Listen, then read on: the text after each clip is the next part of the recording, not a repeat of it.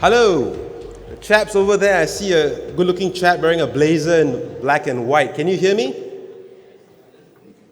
Can you? I love it. How about that person at the back of the corner? I see a lady waving at me, actually. Can you hear me?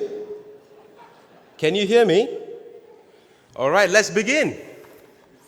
Thank you all for physically gracing this wonderful occasion and being a part of the 11th Joint Industry Outreach on Strategic Trade Management. I'm also happy to let you know that over 400 people have registered virtually, so we're looking like 1,000 people have expressed a significant interest to be here. And I can't be more happy to know that I've seen so many familiar faces and that all of us are going to have a chance to connect together this morning. Export controls is an international affair, a shared responsibility. Today, you and I are not here as representatives of our organizations, seeking to guard against financial penalties that regulators may impose, but rather, we're here as stakeholders, securing global trade and conducting our affairs knowledgeably and confidently in the field of export controls. My name is Jesu Devan. I'm the CEO and founder of Tradekins, a global consultancy based in Singapore. I used to be a former prosecutor, and I'm also a professor at the National University of Singapore. You'll be happy to know that I am not going to lecture anyone today. We have here, amazing, over 17 countries represented here.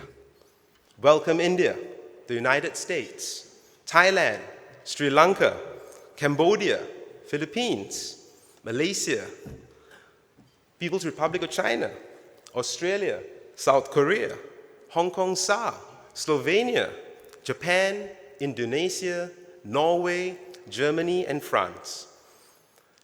This commitment to excellence is a testament to the goodwill that all of us bring in the industry to be here today. The 11th JIO, like its past iterations, underscore the importance of industry partnership for successful trade management. It presents the opportunity to gain insightful updates and to engage in discussions on international and regional developments in the field of strategic trade regulations, to be on top of best practices, to build those stronger and better compliance frameworks so that we can prevent, detect, and remediate breaches. This event, and I'm sure some of you will remember the Shangri-La either because you got married here or you know someone who's going to get married here, it would not be possible but for the tireless efforts from our co-organizers and sponsors. I want to especially recognize Singapore Customs, the US Department of State's XBIS, the US Department of Commerce, the US Department of Energy, Japan's METI, and all the people who have been working behind the scene, including the chefs and the people of the Shangri-La who are going to be feeding us today with some really delicious food. I want to take this opportunity to congratulate as well Singapore Customs on last year's epic, and I say epic, Strategic Trade Control Summit, which included the 10th anniversary of the Joint Industry Outreach, the Southeast Asian Forum on Export Controls, and the inaugural Women in Strategic Trade seminar. You'll be happy to know that this Strategic Trade Control Summit itself will carry on and continue in Malaysia in a short number of months, in October the 23rd. Now, I'm pretty sure you're wondering why you're still here, right? And so let's understand what we're going to do today. We're going to have our 3 distinguished guests. You're wondering who these people are on stage. You will know, patience. You're going to start off with a little bit of regulatory updates from a Southeast Asian perspective. We're going to take a break. We're going to come back and get an international regulatory update. And then we're going to move into the closing remarks that I feel privileged to deliver. And we're going to go into lunch and a breakout sessions. I just want to focus very briefly on the breakout sessions. These are topics that you, have identified to be relevant to your work and are close to your intentions of knowing more. And these programs have been built in a dynamic way so that you have a chance to take 2 bites of the cherries later, and I'll explain a little bit more about why some of you are having yellow, white, green, what are the alphabets in your text. I'll get to that.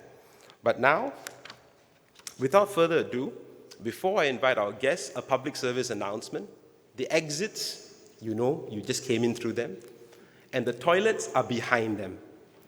And the main lobby is all the way at the back for those people who need to rehydrate their lungs, you know what I mean? The corners are all the way by the main road. Without further ado, I'm now going to invite one of our first speakers, a distinguished guest.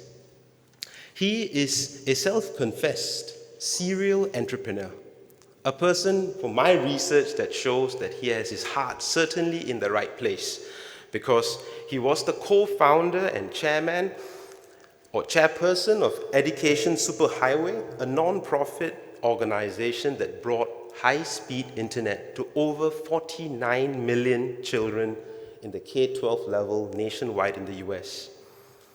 He's best known for founding Pure Digital Technologies and inventing the Philip video camera, a really nifty device that made it really enjoyable for those who have tried it. The company was bought over by Cisco, and he became the Senior VP and GM of the Consumer Product Division. He must be a foodie because he co-founded Melt, a series of fast casual restaurants.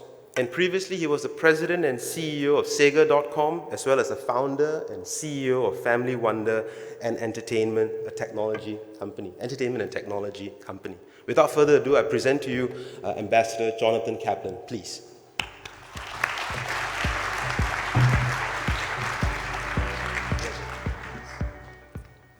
Good morning, everyone.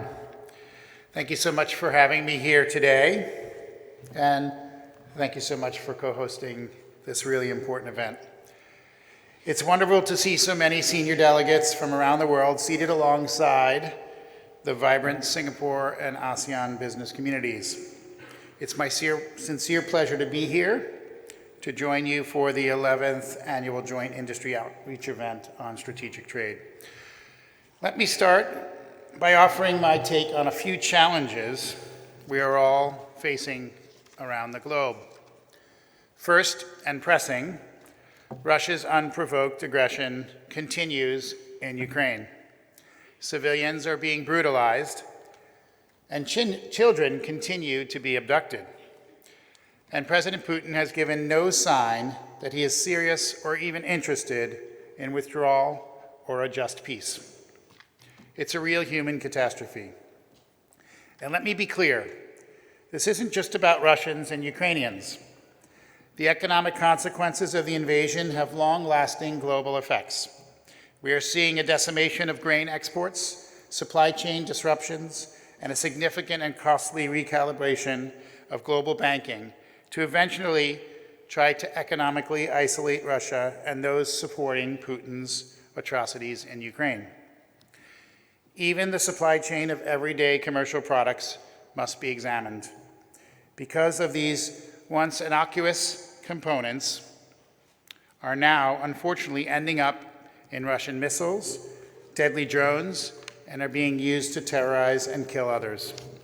That is why I believe events like these are urgently needed, and ongoing collaboration with the industry is vital. Yes, the war in Europe may seem far away to all of us here in Asia. Maybe it's just not our problem. But make no mistake, we cannot ignore our role in helping to bring a just peace for the Ukrainian people and to stabilize Europe.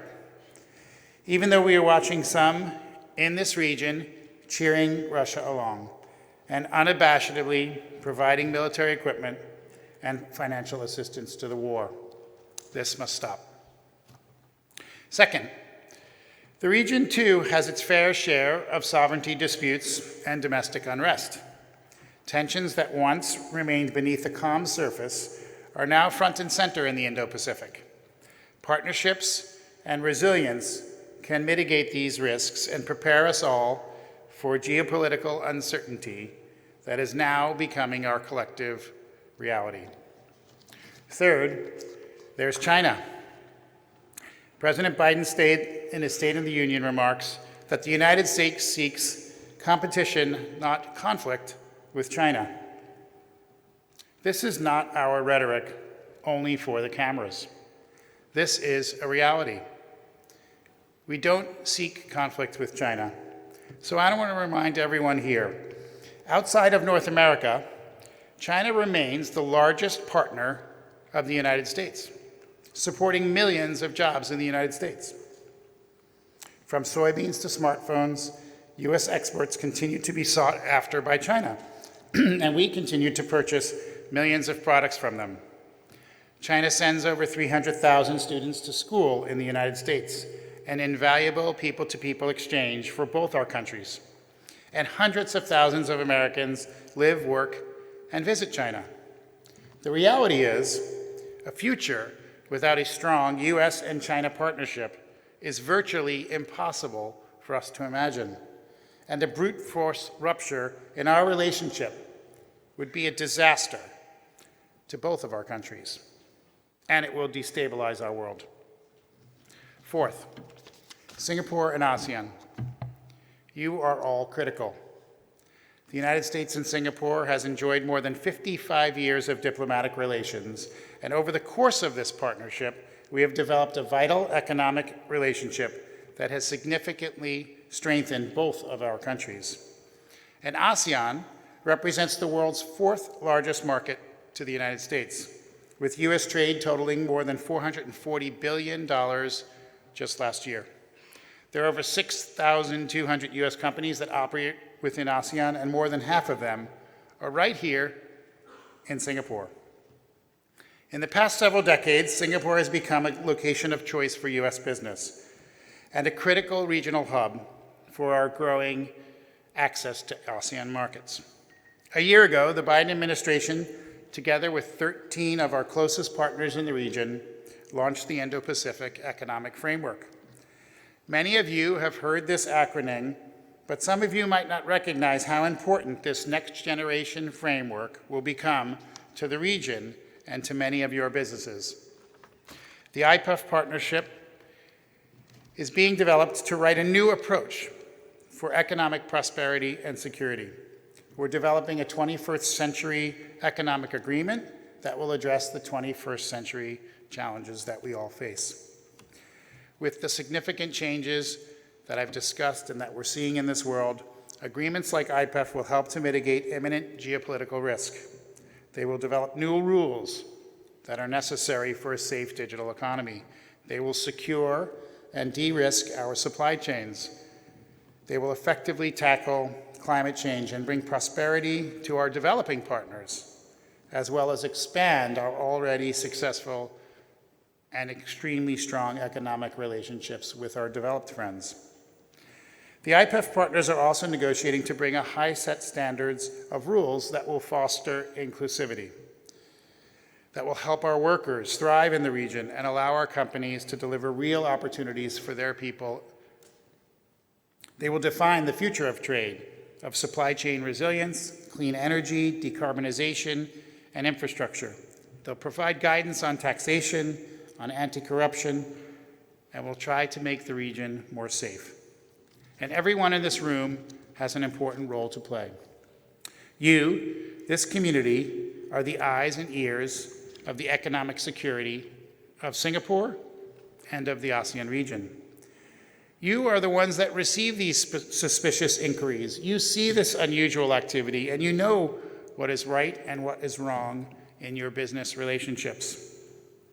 You are also those whose reputation is damaged when your products developed or distributed to places you don't want them to go.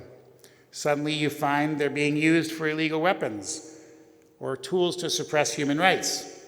That's not exactly what you had in mind. It is your business that continually allocates profit from your shareholders to these efforts. Yet many others don't. And it's your business that will help us advance international peace and stability and create a level playing field. So those who violate the law don't profit from their illicit activities. It is your business that will keep us safe and secure. Now, in closing, I'm thrilled that you're all here and that you'll be able to meet with so many of your colleagues and engage with the international experts that are here to share best practices. And I'm confident that the work that you will do will make an effort in the decades to come. So thank you for having me so much this morning. I wish you a productive and meaningful event. And thanks again for doing what you're doing.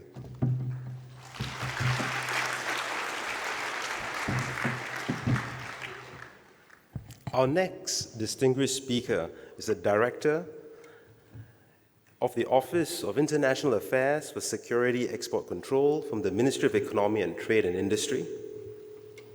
He and his team are responsible for the international cooperation, including the participation of the 4 multilateral export control regimes that all of you are familiar with, as well as the outreach cooperation on licensing and enforcement and related bilateral and multilateral cooperation. Prior to the current post he holds, he has significant experience in the area of export control as the head of delegation to the technical discussion at the list review process of the Wassenaar Arrangement. He also has deep experience in the area of energy promotion policy and bilateral cooperation policy with Central European nations, Middle East countries, and the United States. He is a quiet fan of the Singapore spicy hot laksa and chicken rice, and that, I think, already makes him really popular with us. Let me invite Mr. Isuke Araki. Araki-san, please.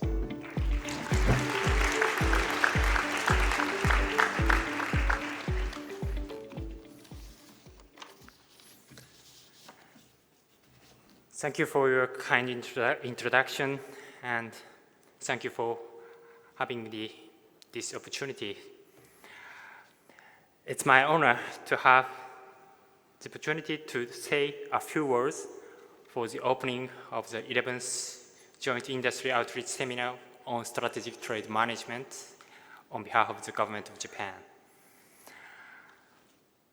At the outset, I'd like to express our sincere appreciation to the officials and staff of Singapore Customs, the US Department of State, the Department of Energy, and the Department of Commerce for your hard work and dedication in organizing this event. I'd also like to express my profound gratitude to all the participants of this seminar. This seminar is an annual event aiming to provide useful information for industry and academia to enhance the implementation of strategic trade management. Strategic trade management, the theme of this seminar, is a measure introduced to prevent the proliferation of weapons of mass destruction and their means of delivery. It also covers the intent to stop the destabilizing accumulation of conventional weapons. The goal of strategic trade management is to protect legitimate trade and research activities from illicit procurement activities. And illicit procurement carries with it the risk of WMD proliferation and unintended involvement in military activities or military technology development.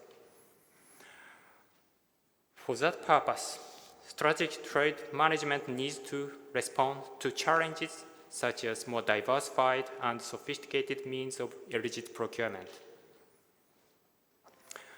Currently, UN sanctions are imposed on North Korea.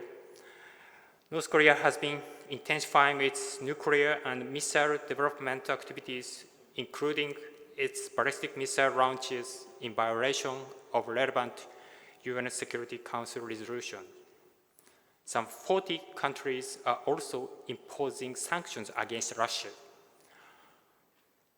Russia's aggression against Ukraine undermines the very foundation of the international order, based on the rule of the law, such as the principles of sovereignty and territorial integrity. One of the important roles of strategic trade management is to stop procurement activities by those countries of concern that circumvent the direct control of sanctions. However, the method of such illicit procurement are becoming more diversified and sophisticated. Proliferator or entities of concern seek out alternative suppliers and use circuitous shipping routes through multiple transshipment destinations to obscure the actual destination of the shipment. They also use front companies to divert sensitive items to unwitting end use or for unintended end uses. Responding to this diversified and sophisticated procurement is an important challenge for all of us. Regarding this issue, breakout sessions are scheduled in this afternoon. Many presentations by the experts with rich experience in this field will be provided to tackle this agenda. The information will help our risk assessment and risk mitigation. Another challenge for strategic trade management is to respond to recent development in science and technology. Some new technologies, such as quantum computing and artificial intelligence, allow dual use. Development of those new technologies has strong potential to improve civil life, while they also increase the risk of the development of new biological or chemical weapons and other military technologies. The rising danger of those new or emerging technologies being diverted to military end use also exacerbates the potential risk of the relevant key components and their manufacturing equipment.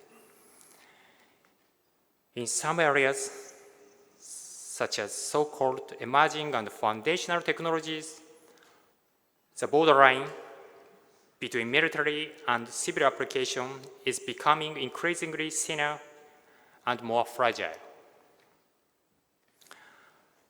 This leads to a greater necessity to review the export control list, which decides what items and technologies should be subject to control. In addition to that, the importance of risk assessment about end use and end users of those items and technologies is also rising.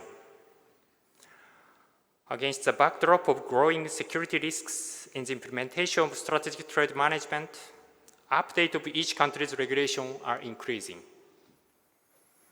Throughout the morning session, updated information on regulation as well as shared challenges such as internal compliance program and intangible technology transfer control will be provided by 8 countries and regions. This will be an important opportunity to gather the latest information on the regulations and the challenges that each government is addressing. Networking and information exchange during the coffee break and lunch time will also be beneficial for all of us. Today, we have more than 500 registrations, and this occasion will offer a good chance for networking and information exchange. Lastly, I'd like to conclude my remarks by expressing my hope that today's seminar will provide a fruitful opportunity for further understanding of strategic trade management and enhanced networking. Thank you very much.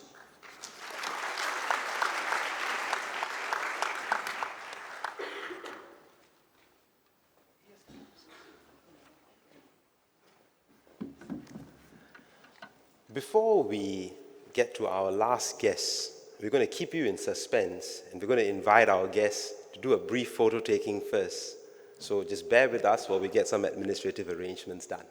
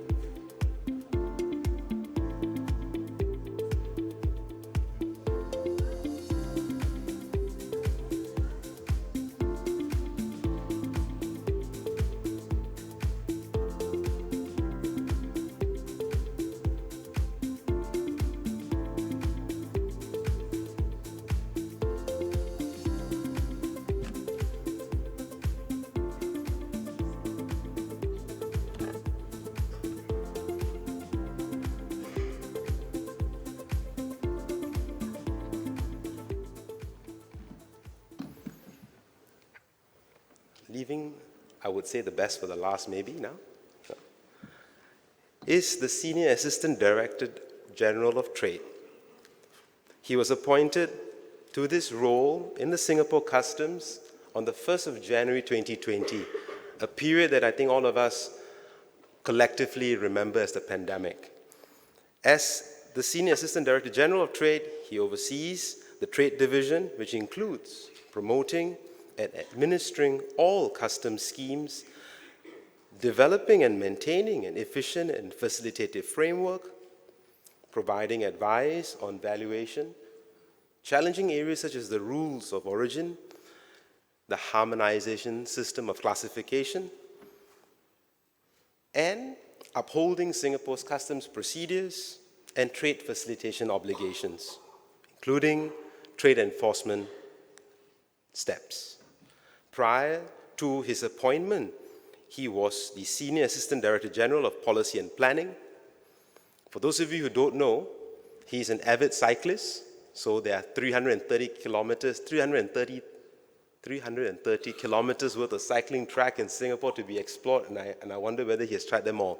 Without further ado, please let me invite to stage Mr. Lee Boon Cheong, please.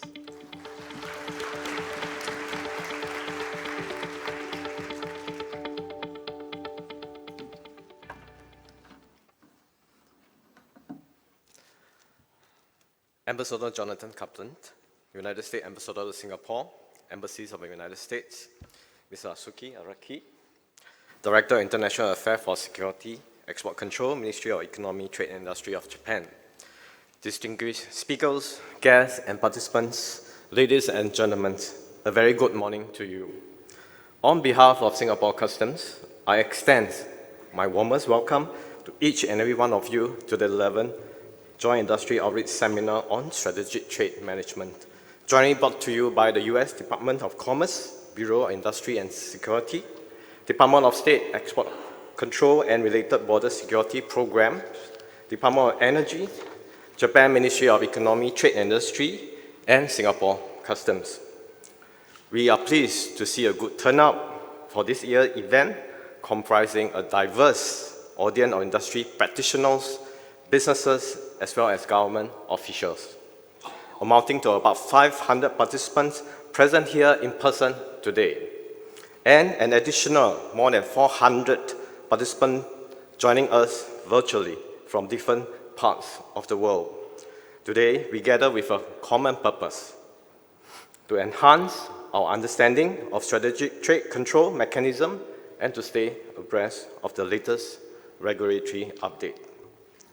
Singapore takes the threat of the proliferation of weapons of mass destruction seriously. The existence of such weapons represent threats to international peace and security. In today's interconnected world, where nations and regions rely on global trade and diplomacy to sustain their economies and to ensure stability, concerns over the proliferation of WMD have become a pressing global issue. Proliferators have demonstrated a readiness to employ any means necessary to achieve their objective to transfer and acquire critical components or expertise necessary for the production, development, or use of nuclear, chemical, biological materials, and equipment or missiles capable of delivering these weapons. To combat this, we must continue to strengthen our supply chains security to effectively curb WMD proliferation amid the evolving global security landscape. We will need total supply chain security, where each country in the global supply chain does its part to implement effective strategic goods controls regime and system. It is through our combined efforts that provide strong resistance against attempts to threaten international peace and security.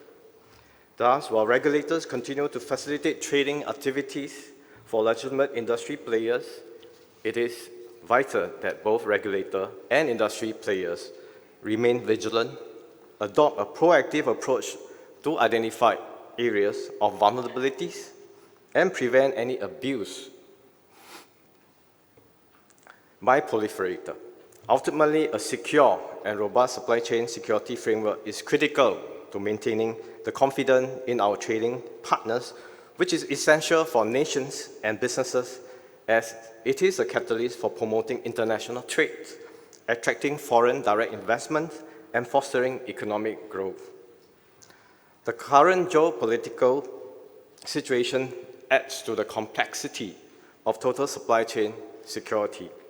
Today, multipolar world, accompanied by regional tensions, rising nationalisms, and cyber threats, all contribute to a challenging operating environment for businesses and government. To ensure the resilience and effectiveness of supply chains, comprehensive strategies that embrace cross-border cooperations, technological advancement, and risk management framework are paramount. Engaging in trade today has becoming more complicated and it is becoming increasingly important for businesses to take into account multifaceted consideration to engage in compliant trading practices. Strategic trade compliance is an increasing challenging task, especially in rapidly evolving technology and strategic domains such as cybersecurity, defense, and aerospace. Through collaborations with our foreign counterparts, as well as partners in the private sectors, today Joint Industry Outreach Seminar have lined out useful regulatory update for you on strategic regulatory regime in various regions, as well as breakout sessions closely related to the arena of strategic trade control and management. We hope this will provide greater clarity on the regulatory requirement of the country that you transact with and help you to adopt the necessary practices to ensure that proper checks are in place when you transact in strategic goods. We are privileged to have speakers, experts from the EU, Germany, Japan, Malaysia, the Philippines, Thailand, and the United States, and of course, Singapore, to discuss the various strategic trade topics at this seminar. The Joint Industry Outreach Seminar accords you plenty of opportunities to participate and network actively. I encourage all participants to take these opportunities to help make this a more fruitful and meaningful seminar. To conclude, I would like to thank our fellow co-organizers from the US and Japan for their generous support and assistance in making today's event possible. Once again, I wish all of you a rewarding seminar ahead. Thank you.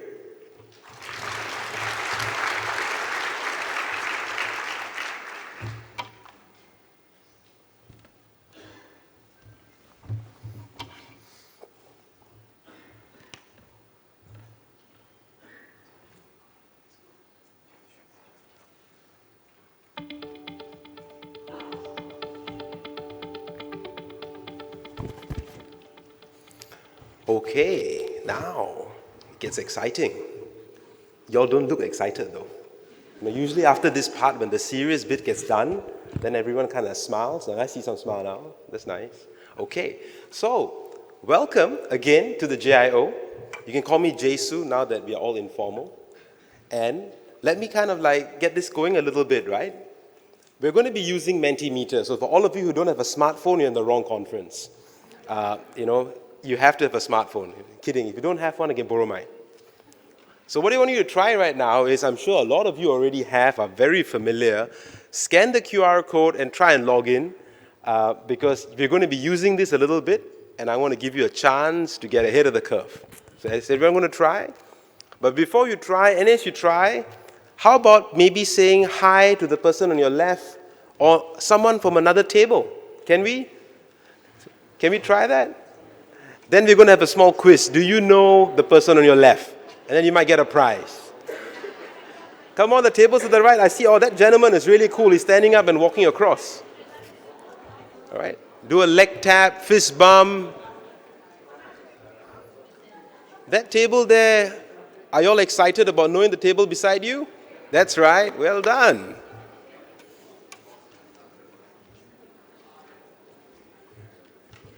Sometimes it's nice meeting old friends, avoiding the people you don't want to see. But you're in the industry together, so getting to know one another is really nice.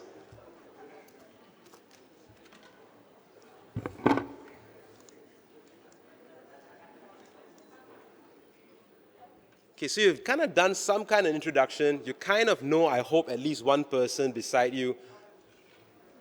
Anyone knows the person beside you? Ian, you know someone beside you? All right, well done. So, I know I already given you a little bit of a sneak preview into how many countries are here, but which countries are you from? All right. Good responses, Singapore, Philippines. We're seeing all of them pop up. If you see a country that I don't know about, then we clearly have not done end user screening. Wow, keep it coming. For those of you who are still logging onto Mentimeter, no pressure, it's not a classroom. Take your time.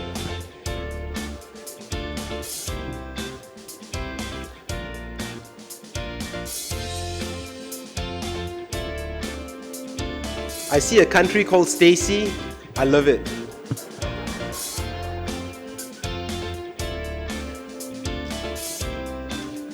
Is everyone at the table okay? Are you all on Mentimeter? Yes? Can I see a hand? All right. Let's try the next one. I know, things in Singapore are a little bit expensive, so maybe you gave up on cars and you took a fancier mode of transport, I don't know. How did you get here? Are you contributing to the global boil? How many people are cycling? Did Mr. Lee cycle? There's some people who got here by planes. I want to make friends with you. And the people with the horses too. Yes? Okay, so most of you got here by cars. Well done. Now this is I thought is an interesting thing to think about. All of you have given up your entire morning away from work, being here with us. What are you hoping to take away from the GIO?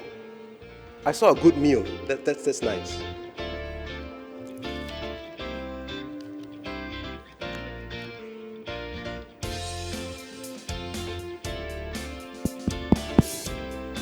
New regulations, sharing from one another, yum, the line, yes. You will know a little bit more about your restaurants later, networking. Are you all networking?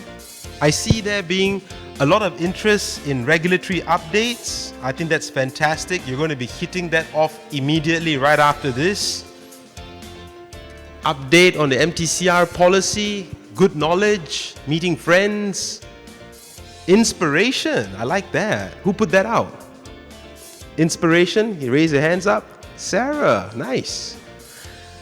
Guys, I'm so thrilled to tell you that in addition to the regulatory updates, both Southeast Asian and international, you are going to have a feast for your mind. You're going to have illicit procurement trend-related information. How do you identify the red flags? We're going to have some case studies on compliance failures, hearing from a former prosecutor for all it's worth, and people from the government as well. You're going to know how to conduct those increasingly challenging internal investigations. What do you do when you're doing a remote interview and the person just freezes, but the fan is moving behind? How are you going to conduct the audits? How are you going to detect and identify the risks? How are you going to use technology as a tool to leverage in this journey? So for those of you who put in inspiration, knowledge, regulatory updates, you're going to be thrilled. Is there anyone out here who has got a kind of question that you want to ask me at this point in time about what else you want to do? Anyone? Is everyone comfortable?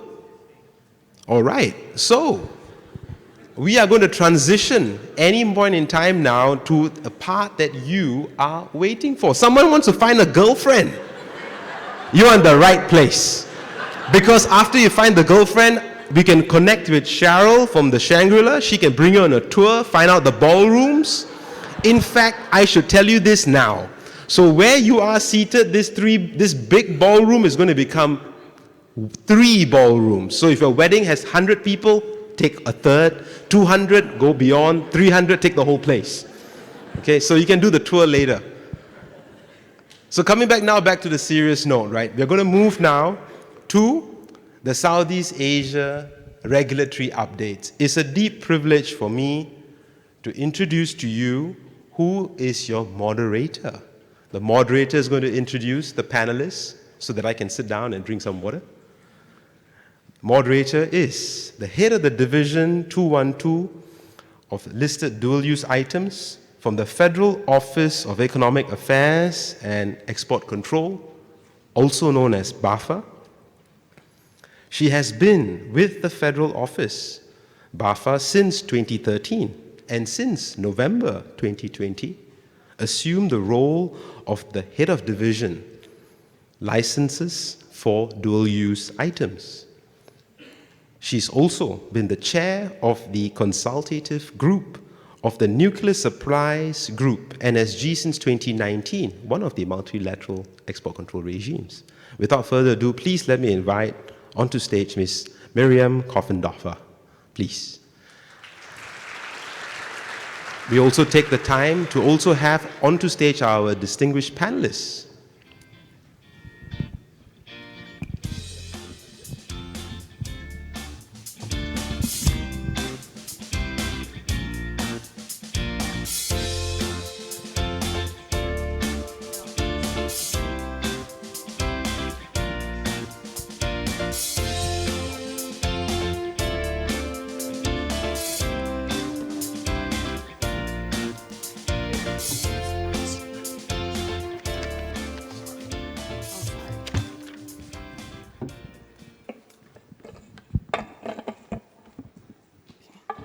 I'm not as tall as Jesu. Well, thank you, Jesu, for the introduction and for your kind words. And good morning, a very good morning, ladies and gentlemen, and distinguished panelists, of course.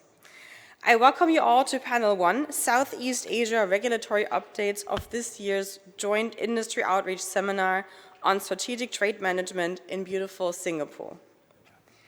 I feel very honored to be here on stage with the distinguished panelists to moderate the first panel of the day and learn more about the regulatory updates in 4 countries of this region. And it will be my great pleasure to introduce all 4 experts in a minute. But before going into medias res and lining out the course of the first panel of the day, I will take this opportunity and thank the co-organizers, Singapore Customs, U.S. Department of Commerce, U.S. Department of State, and the U.S. Department of DOE, Energy, as well as the Japanese Ministry of Economy, Trade and Industry, METI, for the kind invitation, and congratulations to an excellently well-organized conference again for the 11th time. I think everybody in this room acknowledges the great work that is behind this, and we are very pleased to be here. It is my great pleasure to actively participate in this year's JIO here in beautiful Singapore.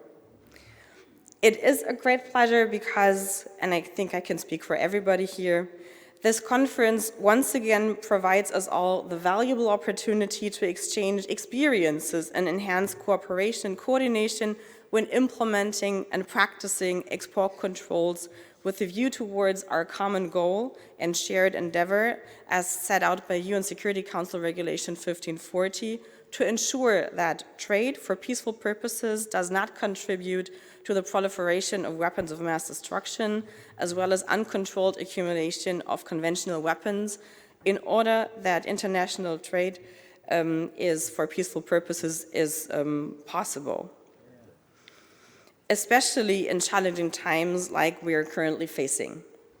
So we all enjoy this conference also because it gives us the chance to catch up with old and new friends and colleagues during the panels, but also, of course, on the margins of the conference and during the coffee breaks and lunchtime and breakout sessions, of course. And on a very personal note, I heard that I have fans of laksa also in this room. It also provides the chance to taste some very delicious laksa on 3 days in total here in Singapore every day. So, but now let's focus on the substance and the very important topic of this first panel, the Southeast Asia regulatory updates. In the next 90 minutes, we will hear about the latest regulatory trends as well as policy updates from the distinguished panelists from Malaysia, the Philippines, Singapore, and Thailand in this alphabetical order. Each panelist will present the respective updates, and we will of course also leave time for questions from the audience towards the end of the panel. Use the Mentimeter. I think everybody brought a cell phone, otherwise Jesu will willingly agree to borrow his to you, and I look forward to discussing questions together with the panelists, but also with the audience, and answers, of course. And I encourage you all to make use of this opportunity that we have here set out. So I will introduce our distinguished panelists as it's their turn to give their presentation, and I will start with the first presenter joining me here on stage. Ms. Elisa Matsura Binti Ahmad Hanipia. Ms. Elisa has 6 years of experience as a strategic trade controller at the Strategic Trade Secretariat of the Ministry of International Trade and Industry in Malaysia, and looks back on a profound career in this field. Especially activities focusing on outreach to industry are in her field of competence, as well as licensing policy for implementation for strategic trade management. Welcome, Elisa, and thank you very much for joining us and participating today. We are very much looking forward to your presentation. The floor is yours.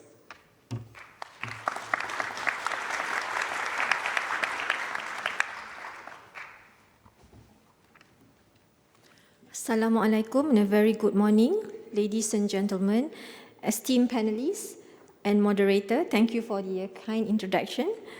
I'm honored to have the opportunity to address such a distinguished audience from the industry. I also see friends from Malaysia representing respective industry, and it's good to be back in Singapore, meeting old friends and also making new friends. Before I begin, I would like to thank the host, Singapore Customs, for inviting me here again this time.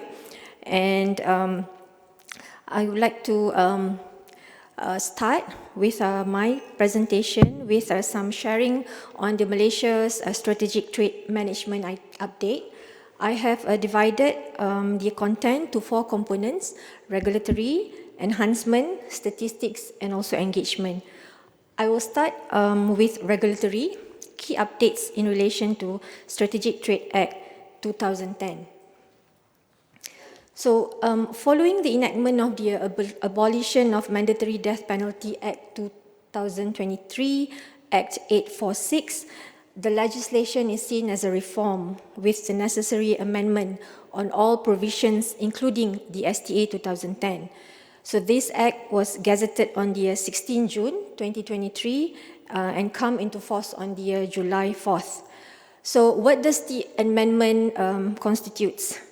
There is now changes to Section 9, Section 10, 11, 12, which is export activities, transit, transshipment, and also brokering under the STA 2010, in which the words imprisonment for a term of not less than the imprisonment for natural life is now substituted with the words imprisonment for a term of not less than 30 years but not exceeding 40 years. So it's no longer until natural death. So I don't know whether this is good news or not.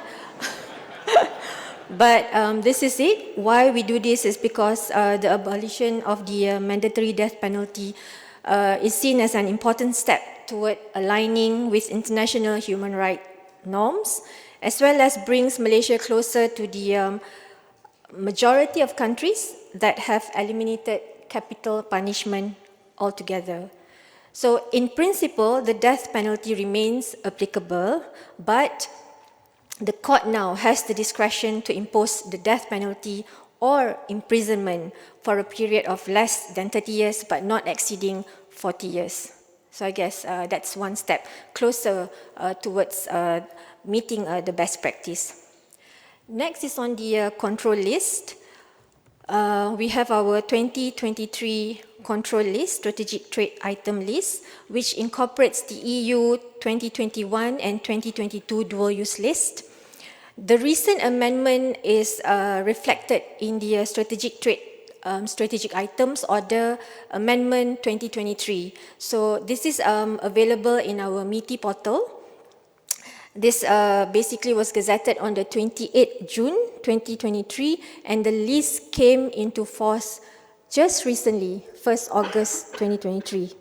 So we have published a notification, and companies have I think about 2 weeks since July 17 to review the items and submit product pre-registration if it is applicable.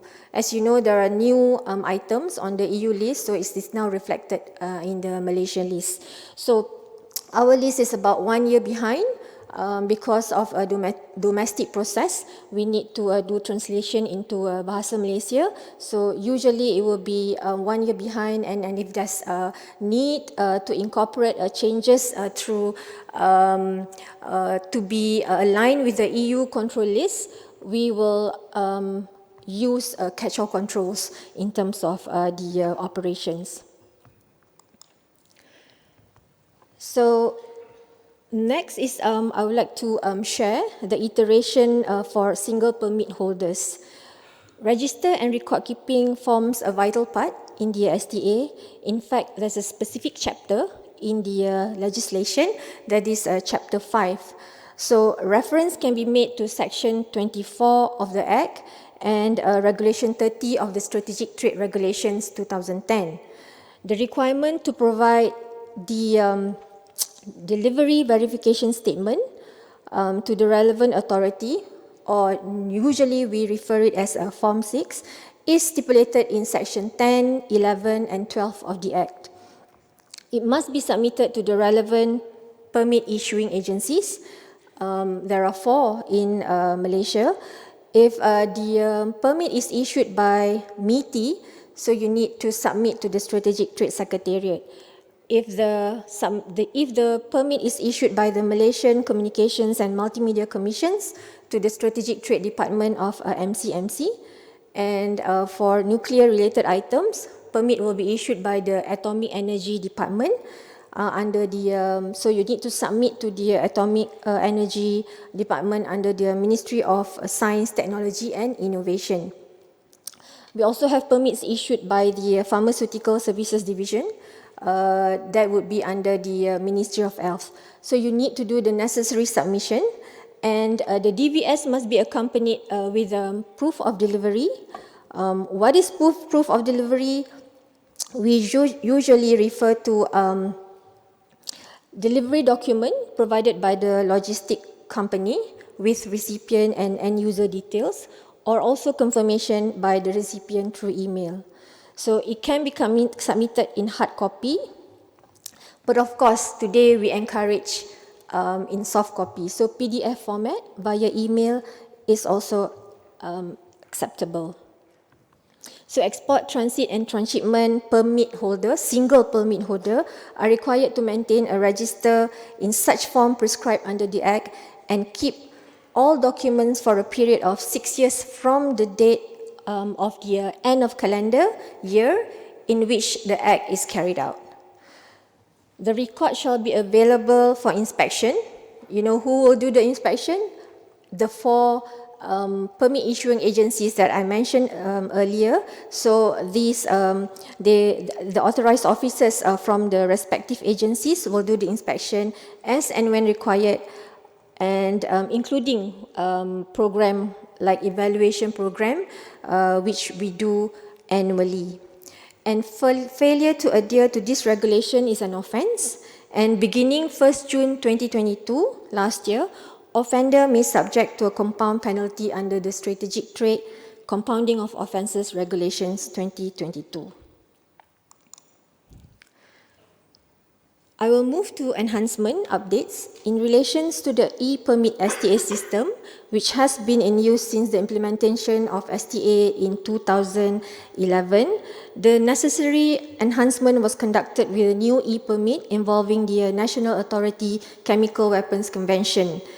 What happens now is that exporters do not have to upload the NACWC endorsement letter when making e-permit STA application submission, as the document exchange is now integrated and linked within the National Single Window Platform. So this is part of the trade facilitation. So what happens is that exporter can choose the endorsement letter from their library within the NSW platform, and it will be reflected in the e-permit STA system. So we have make it more easier and friendlier. Separately, additional feature is added to the e-permit STA module, whereby at the pre-registration level, all queries are done through the system, and applicant now can upload the attachments for review and consideration. And the pre-registration information are linked to permit application. So there will be lesser queries from the authority, because whatever is being asked or maybe requested at the level of pre-registration will be available for verifier to review at the permit application phase. The pre-registration information are linked to permit application, and that would allow a verifier to do the necessary due diligence. And for a first-time applicant, this is also an improvement made on the authority side. It is mandatory to attach supporting document of the form of annual return or particulars of shares capital under the Companies Act 1965 during pre-registration. So what happens is that we want to review the allottees that is appointed under your company for screening. Next is some updates on statistics. You may view a snapshot of the number here on the screen.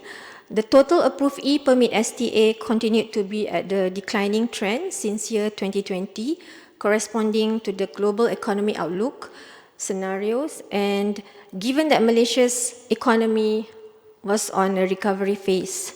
So we hope that 2023 will pick up. Based on our record, we see there's an increasing trend month on month. So I'll be able to share more probably next year. And in terms of value of exports in 2022, the strategic goods export accounts for 1.82% from Malaysia's total export of 1.55 trillion ringgit. Next slide. This slide basically shows the top export based on category code for year 2022. As you can see, most of the strategic items fall under category 3 and category 5 of the strategic items list. And highest recorded is category 5A002, followed by 3A002.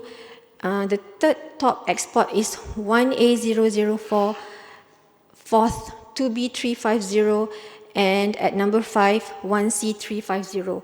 I believe everyone here is familiar with the category code, because we are all, I think, representing strategic trade management. You see, I think this is quite similar in the Asia-Pacific region, because we mainly export semiconductor goods. So this basically demonstrates that it is mainly driven by the high volume of exports for telecommunications and information security products, electronics, chemicals, as well as components related to chemicals. The last component is engagement. So in year 2020, STS conducted Internal Compliance Program, ICP Enhancement Exercise. A total of 74 companies were accorded with ICP status through the ICP Enhancement Exercise that was completed only in 2022.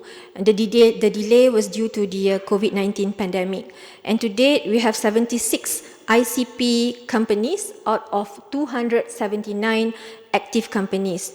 And as we all know, ICP is a set of procedures undertaken by companies on a voluntary basis to ensure compliance to strategic trade control. So it provides assurance and greater confidence to the authorities and trading partners that the ICP companies are doing the necessary due diligence to ensure the peaceful use of their products or technology. And through the ICP enhancement exercise, we note that it is not easy for companies to adhere to the overall requirement of STA 2010, especially, as I mentioned earlier, the requirement of record keeping stipulated under Chapter 5. Hence, STS through a project, collaboration with the Malaysia Productivity Corporation, carried out behavioral insight study. It is an inductive approach to inform policymakers on the human behaviors driving economic and societal outcome. It is a tool embedded in the 12th Malaysia Plan with the aim to enhance the government services. So regulators and also ICP companies were involved in the study. And through the pilot focus discussion group, we were able to identify gaps, issues and challenges, develop insights with data collection, recommend and test interventions that nudges individual behavior in the desired direction, and finally develop recommendations. And on the industry side, key finding demonstrates that there's a desire for greater and increased communication channels with authorities.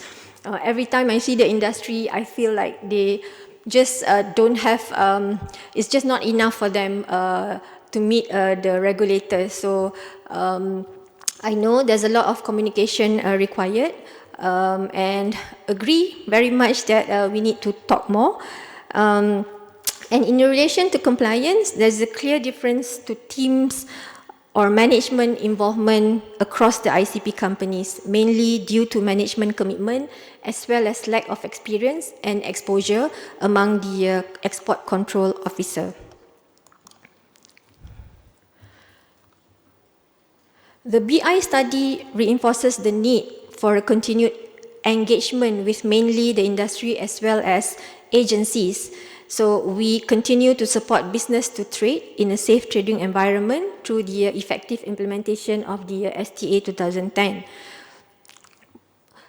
We conduct training programs organized by MITI itself as well as partners such as the US government and the EU through the EU P2P program. Among others, Strategic Trade Identification Training, SGIT, for enforcement and technical agencies under the STA 2010. We also conduct Strategic Trade Management for forwarding agent, STMFA, public sector e-learning online modules. This is a collaboration with the National Public Institution Administration. Intangible transfers for technology, ITT, workshop for academia, counter-proliferation and export control prosecution conference, basically to enhance capacity within the investigation team up to prosecution. We also conduct regular or periodical meetings with association and chambers of commerce. By request, a one-to-one consultation with companies, Malaysia's Strategic Trade Community Mystic Pro-Tem Committee. This is an establishment steered by STS and now driven by the industry to the Mystic Pro-Tem Committee. The first working group was conducted recently on the 13 to 14 July 2023. We also conduct ITT focus group for academia. We had the first meeting on the 28 July 2023 with focus group members representing selected universities in Malaysia. And of course, it is largely needed with regular engagement with our ministries and agencies. And the third engagement is outreach program. Just like other strategic trade control authority, we will not stop conducting outreach, just like what we have today. Annually, this is like the 11th GIO, so I applaud Singapore Customs for being able to continuously engage with the industry. We conduct various medium of engagement, virtual outreach, Clients Day and also MITI's Pocket Talk. We also have STA Clinic, the first and I bet more to come. The first one was conducted quite recently on the 21st July, attended by 18 companies through their respective sessions that we have scheduled. And we also conduct outreach visits to companies. So whenever we come down, please accept us with open arms. And also, we also conduct outreach to government agencies through collaboration, where we organize sharing sessions, including STA 2010 updates. And we also work a lot with our licensing and enforcement agencies. Even now, this week, another team from STS visited ports and borders, not only for the purpose of outreach, but also to keep abreast of the dynamic business operations happening at the ports and also borders. Actually, my 15 minutes is up, so just a quick one. This is the last slide. I'm delighted to share that Malaysia will be hosting Malaysia Strategic Trade Summit 2023, a program jointly organized with the US Department of State, XBUS, US Department of Energy, INSCP, from the 23rd to 27th October in Kuala Lumpur. And if you remember, Singapore Customs hosted the summit successfully last year, right here in Shangri-La. So we want to bring the summit in Kuala Lumpur this year. And it will feature 4 back-to-back programs: industry outreach on strategic trade IOST, specially organized for the industry; the 2nd annual Women in Strategic Trade, WIST; the 3rd Southeast Asia Forum on Export Control, CFAC, limited to government officials and representatives from international bodies. And we will also have bilateral meetings similar to what we have here last year. So you can see from the slides the agenda highlights, and of course the opportunities my STS 2023 entails. So I encourage you to also inform your sister company, probably back in Malaysia, or maybe the group companies to attend the program. You may have already received the invitation by now, but interested parties who wishes to attend the program, please visit MITI's portal at www.miti.gov.my to register your interest by filling in your details at the Google form link. If you have any questions about this event, you can approach me later, and I'm happy to share with you further. Alternatively, you may send any queries to mysts@miti.gov.my. So I hope to see everyone in Kuala Lumpur. That marks the end of my presentation. Updates on Malaysia Strategic Trade Management. With that, I thank you. Terima kasih.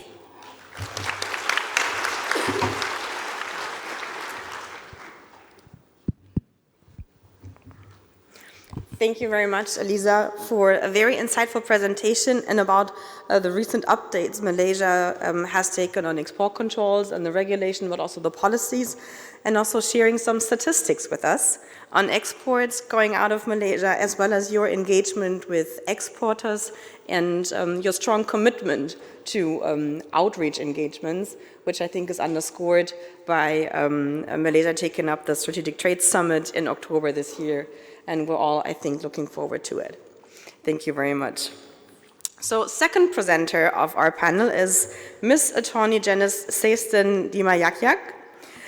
Janice is the Director of Strategic Trade Management Office of the Philippine Export Control Organization under the Department of Trade and Industry. Janice was instrumental in the crafting of the Strategic Trade Management Act and the implementation of that act, in developing its registration and licensing system, and setting interagency cooperation for the effective implementation of the Strategic Trade Management Act. She has previously worked for the judiciary and has also worked as a corporate and tax attorney before joining DTI in 2016. Janice, thank you very much for your contribution today. The floor is yours.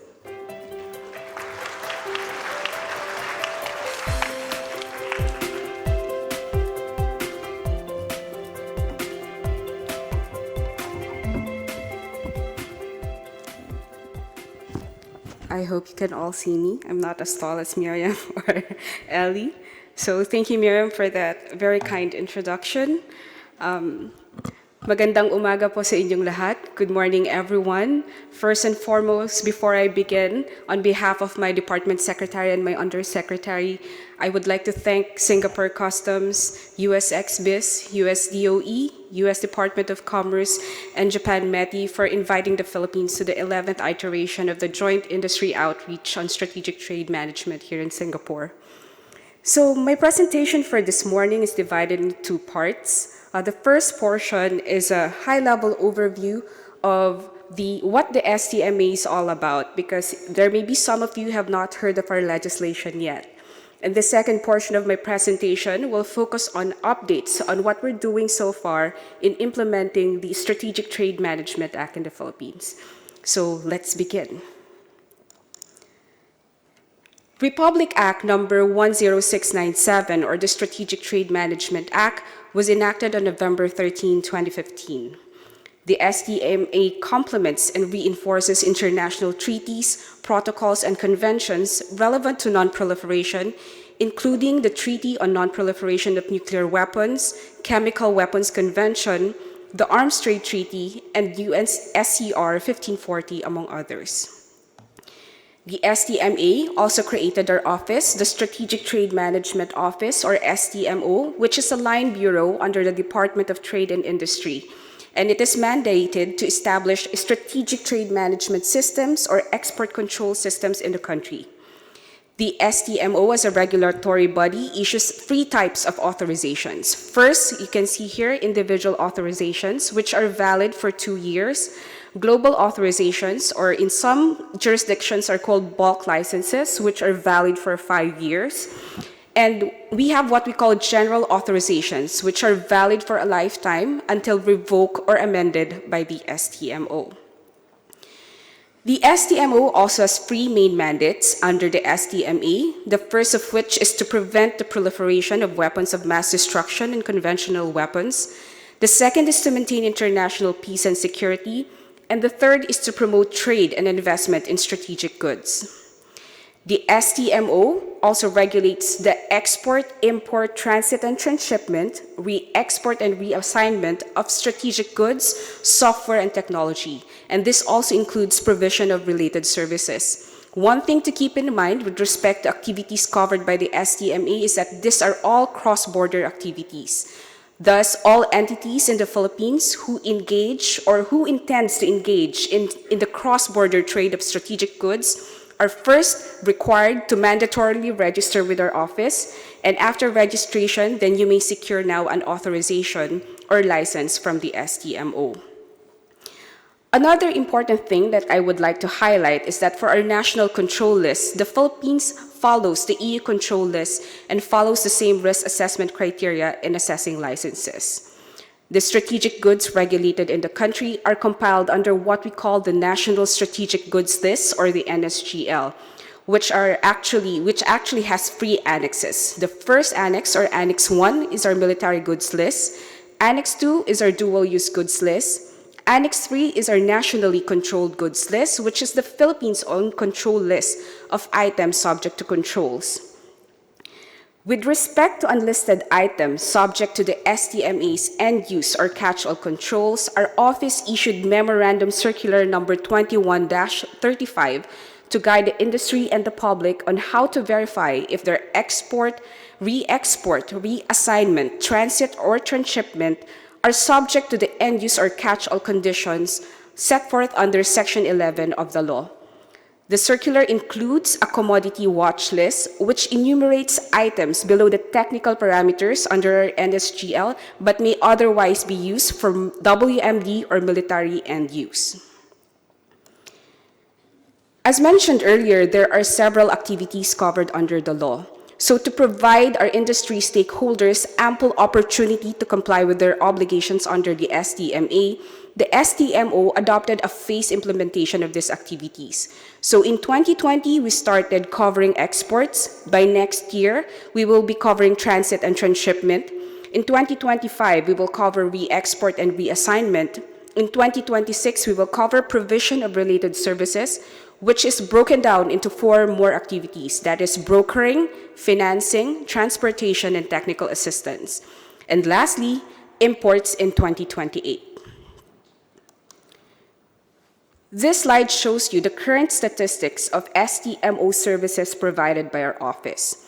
As of date, we have issued 72 license exemptions to our military or armed forces of the Philippines pursuant to Section 15 of the STMO.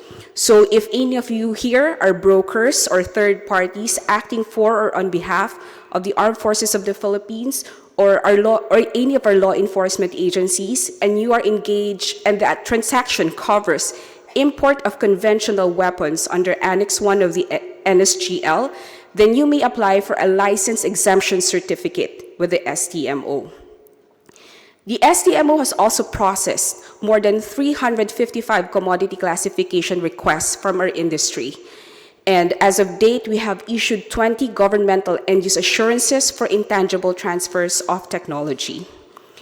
In terms of licensing, we have already registered 81 companies and issued 102 authorizations, which covers both our individual and global authorizations.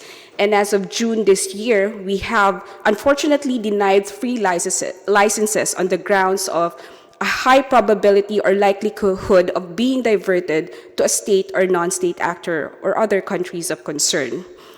The STMO also processed 29 end-user business advice, and this form of service is to actually advise our industry regarding sanctions imposed by other states, because the goal is not to expose our industry stakeholders to sanctionable activities or secondary sanctions imposed by other states. It's also my great pride and joy that we have just launched our e-licensing platform called StratLink. So our stakeholders in the Philippines may now apply starting May 2023 for registration and authorization in our office. Some of the modules that we're working on right now is that you may course your request for trade facilitation, commodity classification, and other services through this e-licensing platform. Okay. Since the start of our implementation in 2019, the STMO has issued and amended 23 memorandum circulars designed to help the industry comply with the STMA. And more recently, just June this year, in addition to the commodity watch list under our catch-all controls, which I referred to earlier, since we identified that some servo motors manufactured in the Philippines were used as UAV components in conflict areas, our office issued Memorandum Circular number 23-06 to cover certain export of servo motors under our end-use or catch-all controls. Apart from our mandate, we also regularly issue sanctions advisories on existing multilateral and unilateral sanctions in order for the public to exercise due diligence and avoid sanctionable activities. In addition, the STMO also publishes brochures on commodity classification, restricted party screening guidelines, common red flags or know your customer guidelines, licensing, and administrative investigation guidelines, among others. In keeping with our mandate to build the capacity of our stakeholders, we conduct town hall meetings to solicit industry feedback on all STMO issuances and guidelines. We also conduct in-house consultation sessions and awareness forums, which we call Strategic Trade Management Awareness Forum, or STMAF. And as of June this year, we have already reached out to more than 700 companies. We have conducted 12 in-house consultation sessions, even to the extent of going to the place of business of companies just to explain to them how to comply with their obligations under the STMA. And our team has also organized 9 STMAF as of July this year to a number of government and industry stakeholders. And it's also my great pride and joy to announce that we have conducted our very first government and industry stakeholders meeting or conference in the island of Mindanao. STMO also provides trade facilitation support and commodity classification for both customs and industry stakeholders. And as of date, we have already facilitated more than 500 trade facilitation requests. We have also conducted outreach and capacity building training to more than 44 Philippine government agencies who assist us in risk assessment, technical reachback, trade facilitation, investigation, and prosecution. The goal, again, before the end of this year is to reach out to our judiciary for them to assign certain commercial courts that will be in charge for criminal violations of the STMA. The STMO has also assisted more than 18 companies in terms of pre-audit to verify whether their ICP elements are aligned or in tune with the ICP requirements under the STMA. As of this year, we have already conducted 4 post-audits for 4 companies. Currently, we are conducting 6 investigations for administrative and criminal violations under the STMA. There is a missing slide, but I think that slide says that what are the ways forward in terms of Strategic Trade Management Act implementation. So as part of our deliverables this year, we will publish a memorandum circular covering intangible transfers of technology, transit and transshipment, and guidelines for third-party logistics. We're also currently drafting another set of general authorizations. As mentioned earlier, a general authorization is not a license that you need to apply from our office. You just need to download that authorization, and then you can use it immediately. So 2 things that we're working on right now are temporary exports for strategic goods that will be subject to exhibits in other countries, and based on data gathered from our industry stakeholders, export of items that have been mistakenly imported into the Philippines by their headquarter or mother company. Our office also continuously holds awareness sessions for both our private and public stakeholders to raise their knowledge and appreciation of their responsibilities under the law. And just to align our guidelines on intangible transfers of technology, we have scheduled awareness sessions with our Science and Technology Department to the new members or representatives of subcommittees, and also awareness sessions for our logistics providers. In addition to continuously inform our stakeholders of their obligation to counter proliferation financing, we are also scheduled to hold one in place this year.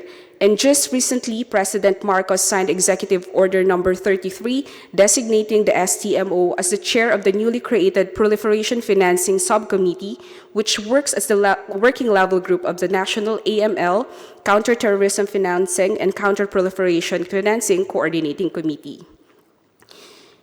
As such, interagency meetings will also be conducted to discuss topics that are relevant to strategic trade management, such as ITT implementation plan for the academe, sanctions implementation framework, counterproliferation financing, and national risk assessment report, among others. And to conclude, to better implement the STMA, the STMO will partner with other government agencies, since additional functions and emerging or evolving technologies also necessitate us to reach out to our Armed Forces Munitions Control Center, Securities and Exchange Commission, and Anti-Money Laundering Council Secretariat. So with that, I end my presentation. Thank you very much for your attention, and I'll be glad to answer any questions you may have during the panel discussion.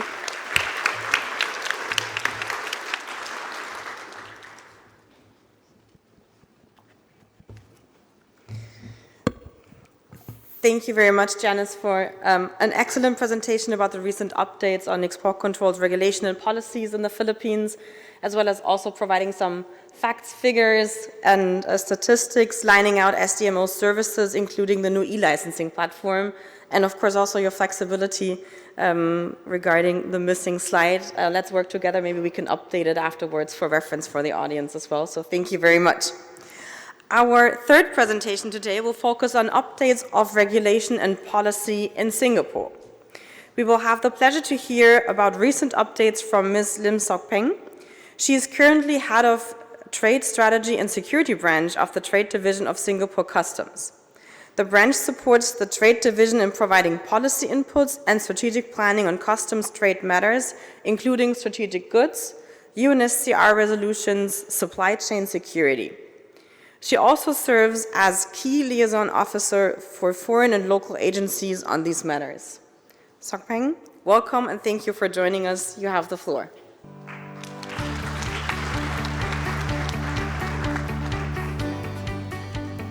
Miram for the introduction. Good morning, everyone. It is my pleasure to provide an update on Singapore's strategic trade controls.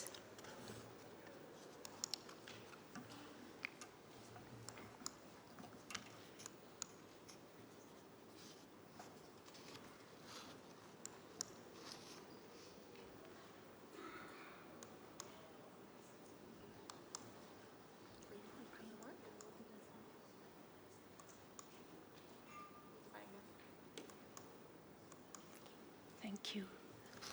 Yep, so this is the agenda for today. I'll first touch on updates to the Strategic Goods Control Order, followed by an update on the streamlined end-user statement and user certificate submission.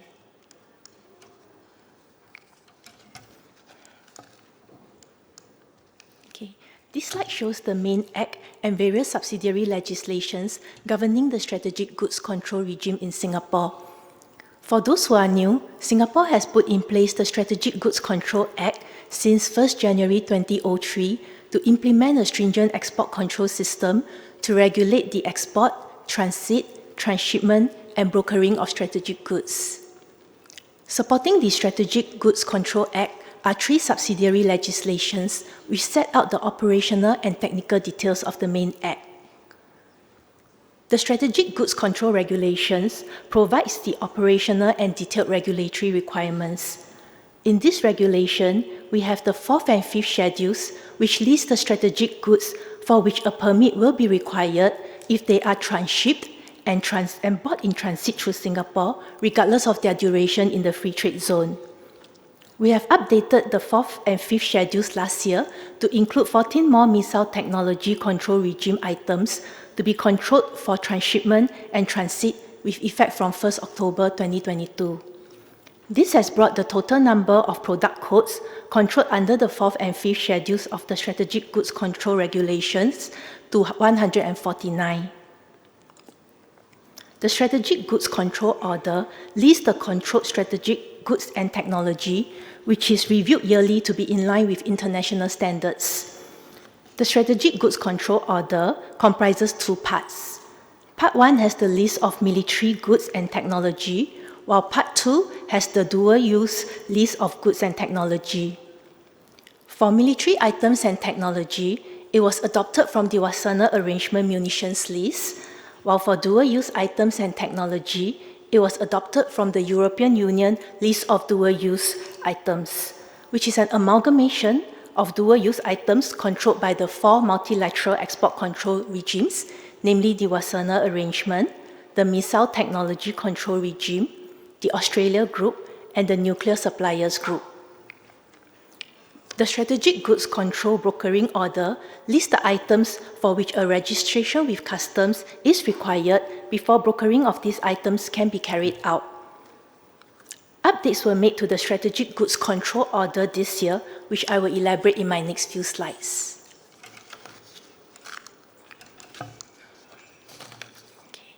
Our list of controlled items was gazetted on 1st August 2023, that is 2 days ago, and will take effect on 1st October 2023. The 2 months lead time for implementation seeks to give companies time to make the necessary adjustments to business operations. The updates to the Strategic Goods Control Order 2023 is based on the changes made in the 2022 Wasana Arrangement Munitions List and the 2022 European Union's List of Dual-Use Items. The changes include new definitions and controls, whereby some control parameters are added or amended to expand the scope of existing controls. The changes also include editorial changes or amendments in the text for consistency and clarity. Amendments were made to the Strategic Goods Control Regulations and the Strategic Goods Control Brokering Order to update respective references to the new Strategic Goods Control Order 2023. There are no changes to the scope of the Strategic Goods Control Regulations and the Strategic Goods Brokering Order. Okay. These are 2 new controls inserted in the Strategic Goods Control Order this year, and they are 2D352 and 3D006. And these are some examples where editorial amendments were made to the definition and controls to expand the scope of existing controls. For example, the gate all-around field effect transistor definition is a new definition for Category 3. In addition, the function of jamming equipment is elaborated in ML11B to provide a clearer definition on the scope of controls. We have also included new frequency range parameters for frequency synthesizers, electronics assemblies, and signal generators, and included two new materials, gallium oxide and diamond, in category codes 3C001, 3C005, 3C006, and 3E003. A document on the amendments can be found via our customs website, www.customs.gov.sg, under Businesses, Strategic Goods Control, Resources. Okay. Next, I will share on the streamlined end-user statement, end-user certificate submission, which took effect also from 1st August 2023. So before 1st August 2023, for goods to UNSC sanctioned countries and goods that are at the same time controlled under the Strategic Goods Control Order, two end-user certificate and statement need to be submitted. One copy of the end-user certificate will be for goods to UNSC sanctioned countries, and one copy of the end-user statement will be for goods controlled under the Strategic Goods Control Act.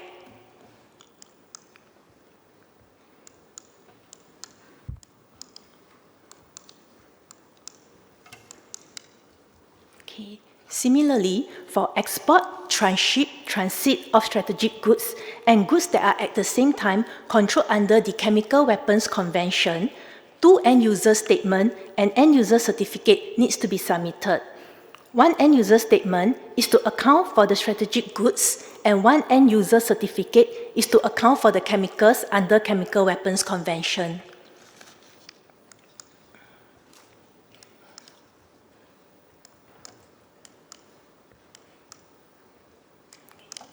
Okay, so to streamline the process and reduce documentary submission by traders, with effect from 1st of August this year, only one combined end-user certificate needs to be submitted. Therefore, for export, transit of strategic goods to UNSC sanctioned countries, only one combined end-user certificate for strategic trade scheme individual permit to UNSC countries needs to be submitted. Similarly, for export, transit of chemical, which are also controlled as strategic goods, only one end-user certificate for strategic trade scheme, individual permit, and Chemical Weapons Convention needs to be submitted. With this streamlined process, the time taken for end-user certificate submission would be reduced, as there is no need to fill out another form or obtain another signatory on the end-user statement. The revised format of the end-user certificate are available for download via our customs website under e-services, customs forms and services links option. And with that, I've come to the end of my sharing. Thank you very much.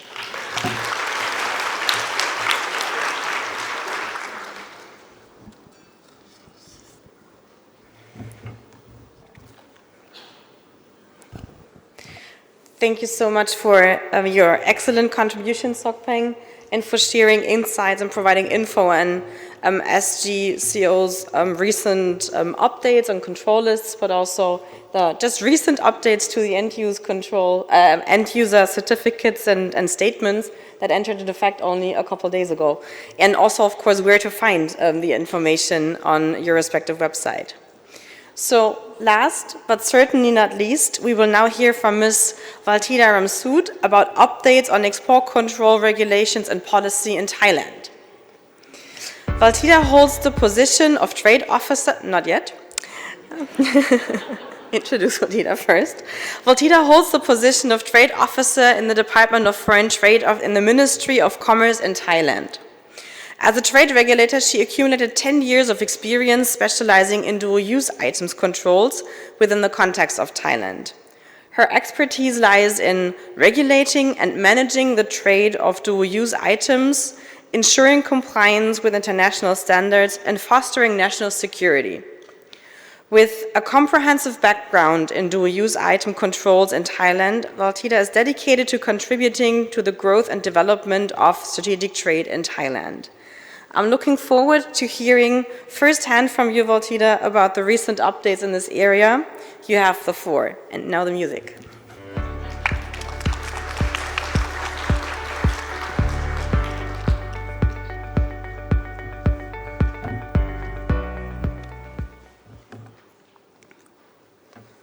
So thank you very much for your kind introduction. First of all, I would like to say that on behalf of the Department of Foreign Trade, Ministry of Commerce, I feel very honored to receive an opportunity to give a presentation of Thailand regulatory updates at the JO seminar here in Singapore. Actually, this is my second time here to attend. Last time, as you guys might recall, is the Deputy Director General of Department of Foreign Trade who gave me the presentation on stage, so having me as a supporter. So this year, I'm very super excited to return as the speaker and sharing you guys about the development in implementing the strategic trade controls in Thailand. So let's get started with the overview of the Thailand's the control of items in relation to the Proliferation of Weapons of Mass Destruction Act, or the TCWMD Act.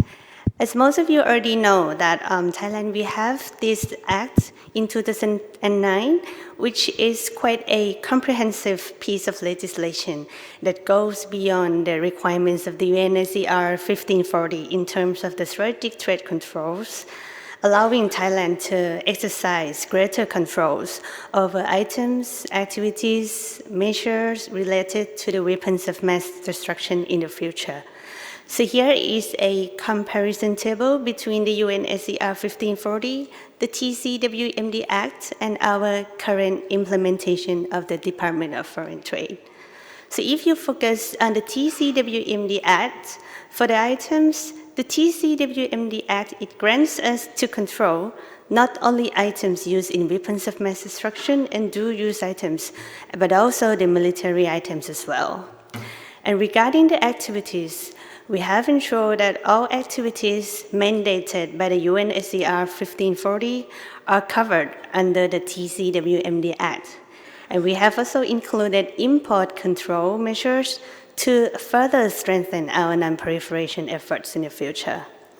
And regarding the measures, the TCWMD Act has 3 key provisions: licensing, certification, and other measures.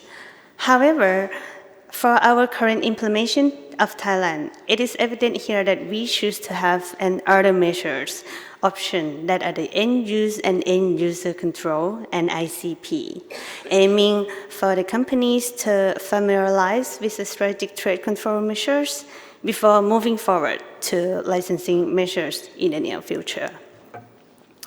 So here is our current legislations under the strategic trade controls in Thailand. We have 4 main legislations under the TCWMD Act. The way I have categorized this legislation is based on the ministerial and department notifications, as well as distinguishing between the private sector involvement and government agencies' involvement. So let's take a look at each of the legislation. The first one is the end-use and end-user control, which it forms the foundation of our strategic trade control so far. And this includes 2 lists. The first one is Appendix 1, which is the dual-use items list, and Appendix 2, which is the HS code correlation list.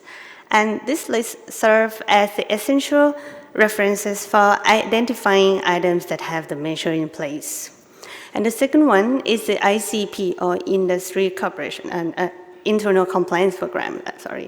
The Internal Compliance Program legislation, it targets the private sector, particularly exporters, and we have 6 criteria that exporters should follow, ensuring their compliance with non-proliferation measures and also to promoting the responsible trade practice. Another legislation that I would like to touch on is under the ministerial notification of subcommittee. So this legislation, it supports the end-use and end-user control legislation when we seek for a technical assistance or any risk assessment from various government agencies. So we will set up the meeting to discuss about this case. So the fourth one is about the notification form. These notification forms will allow the government agencies to fill out the form in reporting the risk any that is related to the weapons of mass destruction to the Department of Foreign Trade. So here are the, as I said, that the end-use and end-user control, it forms the foundation of our strategic trade controls. So here are the mechanism of the end-use, end-user control, or EU-EUC measures. So it starts when any government agencies responsible for the national security and trade, they submit a notification form to the Department of Foreign Trade whenever they suspect any particular shipments or activities might be linked to the weapons of mass destruction. And once the notifications are received, we will examine the case, and if the case involves in the weapons of mass destruction, we will then inform customs officials and exporters as well about the situation, instructing them to halt that any illicit activities. However, in case where we find no evidence or any connections to weapons of mass destruction, we facilitate that legitimate trade by allowing the involved items to be exporting freely. So we have designed this process in a way that most of the actions and responsibilities lie within the government agencies.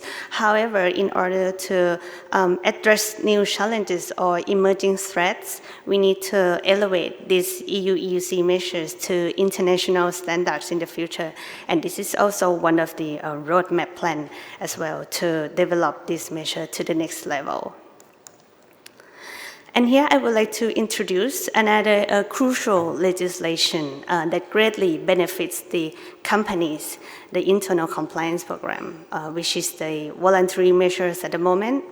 And this program, it plays a vital role in ensuring that companies adhere to the standards of compliance and responsibility in their trade activities.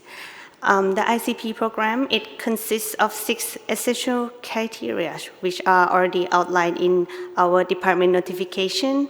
So the system will start when the companies, they need to select the level of internal compliance program first. So we have basic, intermediate, and total. The basic means that they need to comply with our ICP 2 out of 6. The intermediate, it means that they need to comply 4 out of 6, and total is 6 out of 6. And after that, the private sectors, they need to submit the documents and information, which can be done online. After that, they will present the ICP to our officers, which can be done online as well.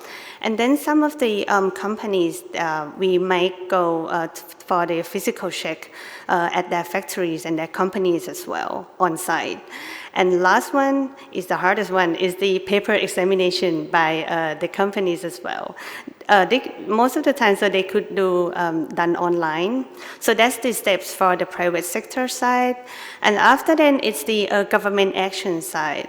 For the government action side, we will evaluate the ICP of the companies. And if it's passed, we will give you the ICP certificate. And I would like to update now that we have run like the ICP certified program for the companies for 2 times already. The first time is last year, and this time is this year is the second time, which we are still in the process of evaluation. So now let's move on to some of the interesting statistics. So I would like to share you our top 5 export values of dual-use related issues codes. So it's evident here that Chapter 84 and Chapter 85 item, it takes the lead. So these chapters have emerged as an area of great potential interest for us. However, it is important to note that most of the HS codes, they do not have significant volume of dual-use items. So what sets these items apart is that exceptional specifications and capabilities, which make them higher valuable in the global market.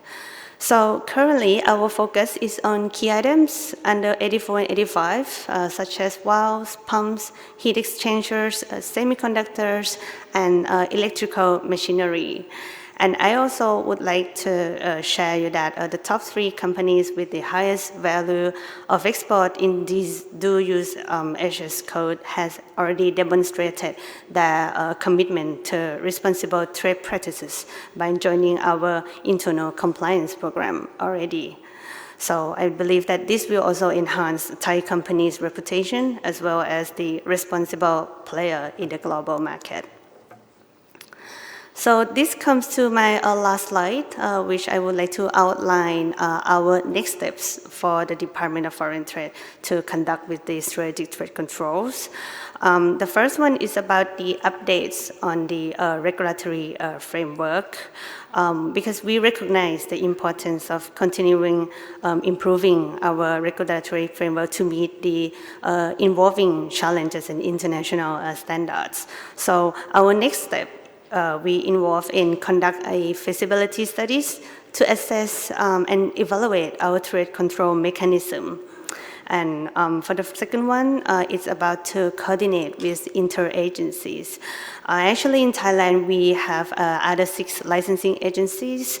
So at this time, we will be focusing on with the Office of Atoms for Peace that they are specialized in the nuclear materials. So there will be high chance for doing the licensing measures under category 0 of the dual-use items as well. And the third one, surely we aim a lot for the industry outreach, especially for the exporters involved in that. So we actively engage industries in comprehensive implementation of the trade controls.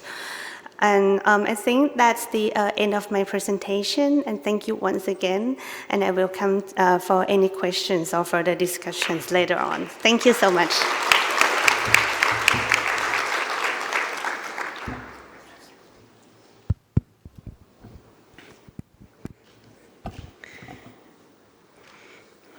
Thanks a lot, Valtida, for your insightful presentation, providing an overview about the Thailand's regulation landscape regarding export controls, the recent updates, but also a sneak peek into what's coming next and the next steps that you're taking. So I would like to take the opportunity and thank all of our panelists for an excellent job and your participation in the first panel. We have had a lookout and updates on regulatory updates, control lists, ICP, facilitation and implementation of controls, but also measures regarding outreach to industry and measures taken to support industry when implementing export controls. And I would like to invite us all for a warm round of applause to our panelists.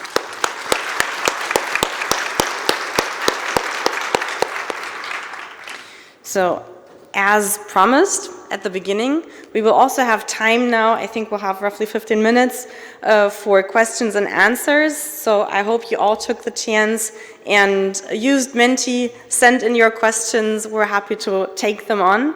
And I would like to invite Jae-soo to join us here on stage. I'm sure we'll have an interesting and engaging discussion. And while we're getting started, I think we'll need to swap mics then. Will you come up here and then? Thank you. While we're getting started, I will take the liberty and ask the first question. And I would like to start off with a question directed to Thailand, since it was the recent presentation. And I know you touched upon it in your presentation already, but I would be interested in learning a bit more on if you can share some insights on Thailand's take on industry outreach, and especially because you mentioned the next steps that you're going to take, how does Thailand intend to communicate licensing requirements, changes, etc. to industry? Thank you very much for your questions. In Thailand, our implementation of strategic trade controls, I would say that it's quite unique, like one of the kind, I would say.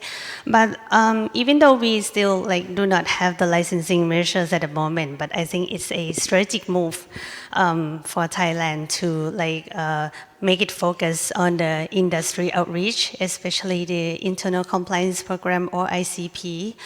Our ICP, we can call it like a very friendly version of the ICP because we do not limit the ICP to any particular sectors, but we open to all of the relevant sectors, not only about, the financial institutions, the SMEs, the consulting companies, and also the logistic providers. They all join our ICP program.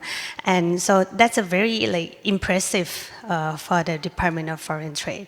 And I also would like to update that 85% of the companies that attend our IC program, they ask for the hardest one, the strictest ICP level, which is TEVO, which is very impressive in us.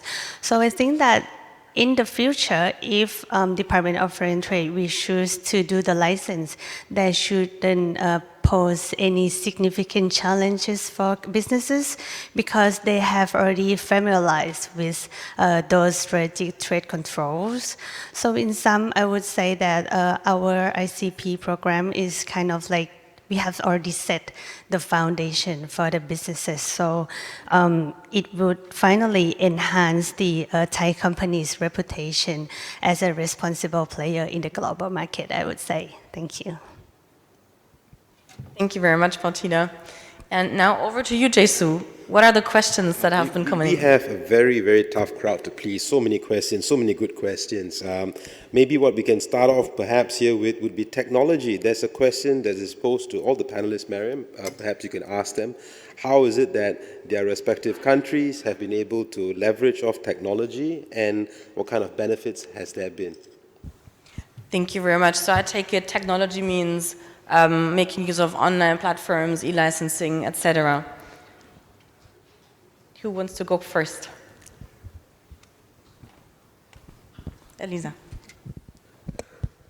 Thank you. I think from the Malaysia's perspective, when we started the STA, when we implement the STA 2010, we have fortunately we've been able to use technology through the National Single Window Platform.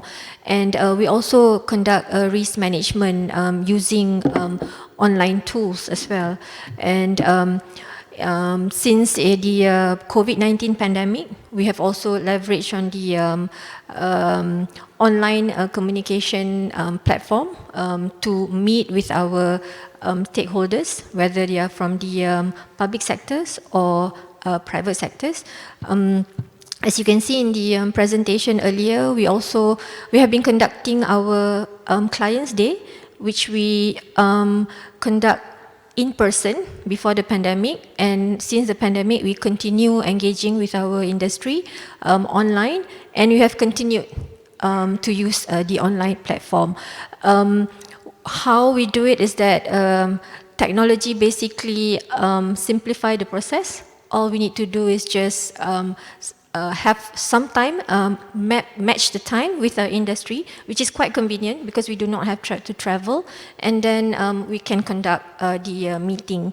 But I would say technology cannot cover, the personal touch. We also have STA clinics and also where we meet our industry in person. So that is also necessary. So technology also non-technology, the conventional way. Yeah, that's how we maximize and leverage on the technology in terms of licensing as well as outreach. Yeah, thank you. Thank you very much. And I saw a couple of you nodding. You want to go next? Okay.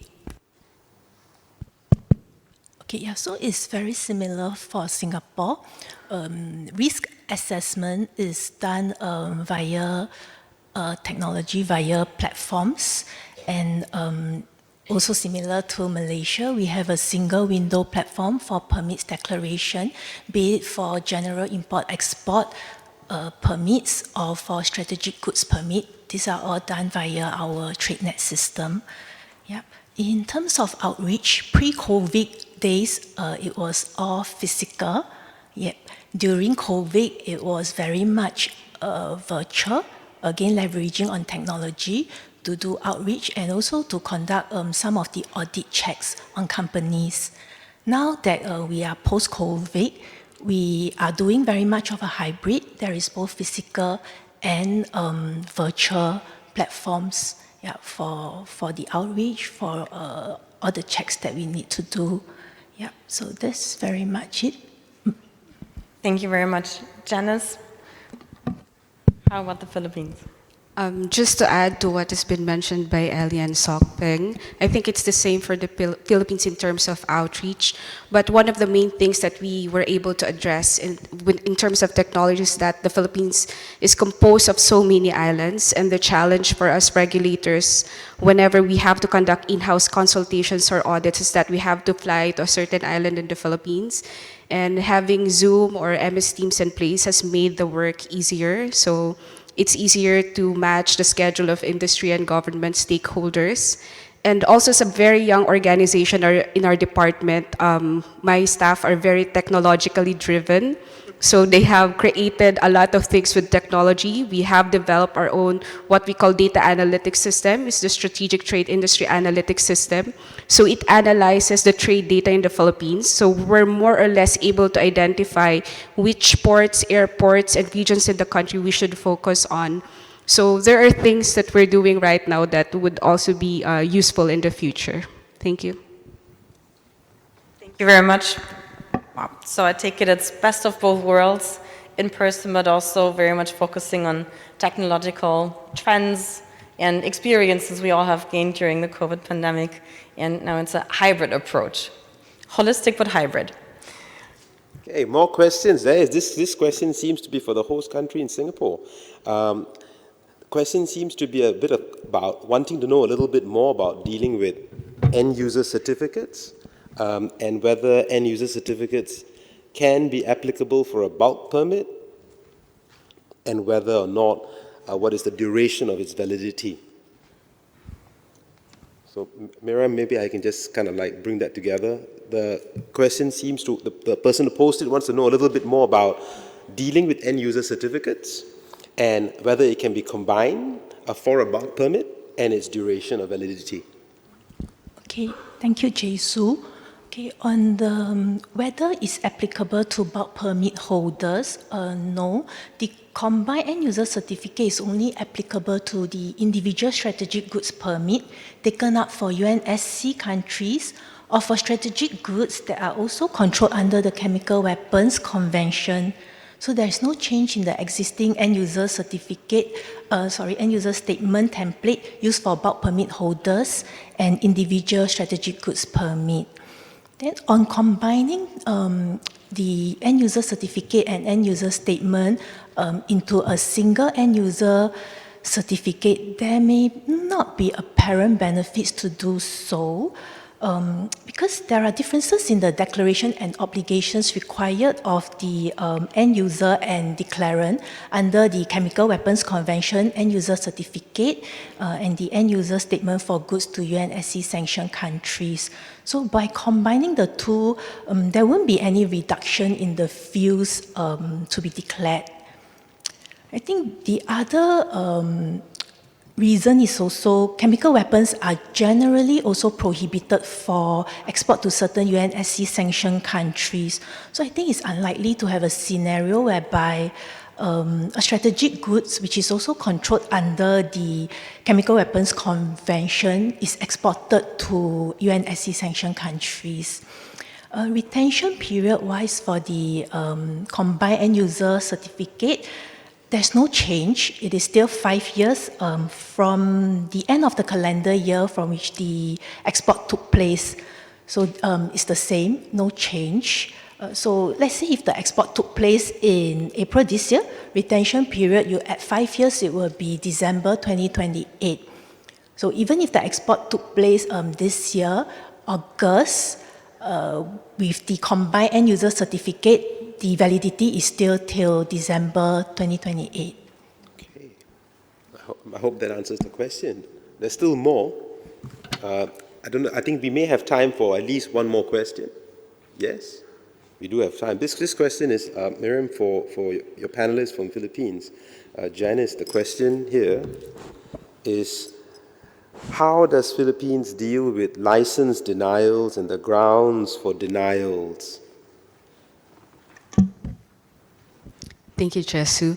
As I've mentioned earlier, we have already denied 3 licenses. I think the approach of the Philippines when it comes to licenses denial is that, the age-old saying that prevention is better than cure. So the goal really of the department is to prevent our industries from being exposed to sanctionable activities. So thankfully, we were able to track down certain companies, certain HS codes, wherein our companies may be exposed to these front or shell companies. So when we identify that a certain end user is a front or shell company, and there's a high probability that they may be exposed to sanctionable activities, then what we do is to deny the license. But just to caution everyone, we have an evidence-based tool. As mentioned earlier, I have a very young team who's technologically driven. They created a risk assessment matrix. It's an evidence-based matrix that calculates the risk of a certain transaction with respect to end use and end users. That's a very circuitous way of answering that, Jesu, but I hope that answered the question. Thank you. I believe so. I think so. I'm satisfied. It's a good answer. I think that brings us to the end of the panel, primarily because everyone wants to have a caffeine infusion moment. So I think Miriam and the panelists, over to you to round it up. Thank you very much, Jesu. And thank you very much to the panelists for your excellent job and for the updates provided during this first panel of the day. I think this set the scene excellently well for the rest of the day. And I would also like to thank, of course, the audience for your excellent questions and your contribution to this panel. And I wish you all further insightful conversations during the coffee breaks, questions that may have not been answered. I think you can find the panelists also during the coffee and lunch break or later on during the day. And I wish us all a very fruitful further conference and look forward to the rest of the day. Thank you very much. Over to you. Wonderful. Let's give our moderator and the panel a round of hands. I'm going to invite them to take their seats. And, there's so much good learning that we've gotten this morning, how to deal with so many of these related challenges from different countries and where they are. I also want to make a small public service announcement, leaping off Janice's helpful answer to us. On your desk, you will find a pamphlet prepared by Singapore on how you would guard against trade-based money laundering. There is a positive obligation on all persons and citizens in Singapore in respect of disclosing what may be suspicious activity. And that document that has been put together is a useful summary. So, people wanted to get married here, you have some door gifts, you have a pamphlet. Now, we're going to go to coffee break, but before we do, like I said, we have regulators amongst us, and it's a great chance for us to deepen that public-private sector collaboration by speaking to one another, network. Feel free to tap on them, their wisdom, their knowledge and insights informally by finding them and talking to them. And after that, adjourn to coffee. We are coming back in about 25 minutes, and 11:45, we are going to resume back in here. Bring your coffee, bring your snacks, but let's come back here at 11:45 so that we can then move on to the next phase, which is international regulatory updates. Enjoy your session.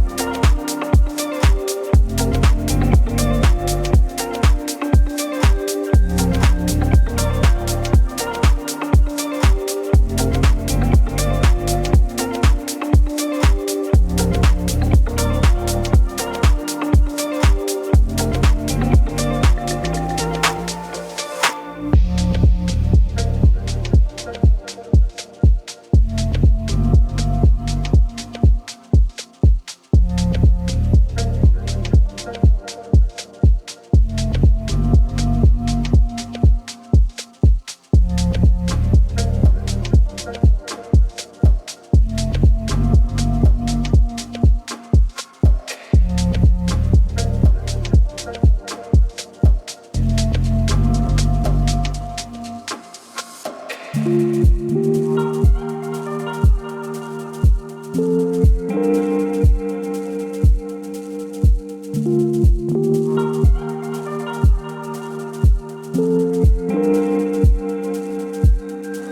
test, mic test, mic test. Mic test. Hi, can you hear me all right? Is it okay? Enjoy your coffee break. There's more outside. Yes? Yes, this is good. I like it. Perfect. Bro, do me a favor. So now,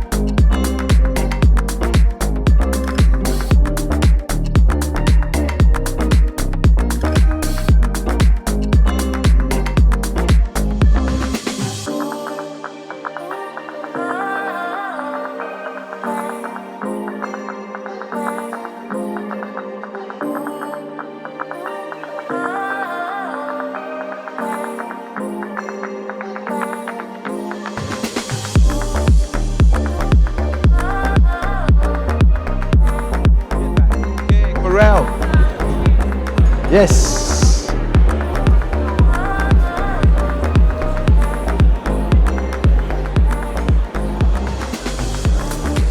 I think you can sit down, come and sit on stage. Hello, people. A lot of good curry puffs, coffee, friendship and fellowship. Start making your way back into the ballroom, please.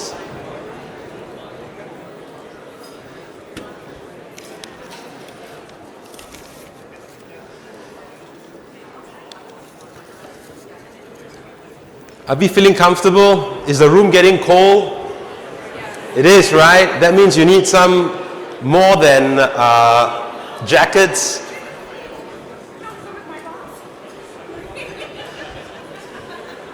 For those of you who are finding your seats or you're getting a bit concerned whether you can bring in your food inside here, you can. Bring your coffee, bring your snacks, grab a seat.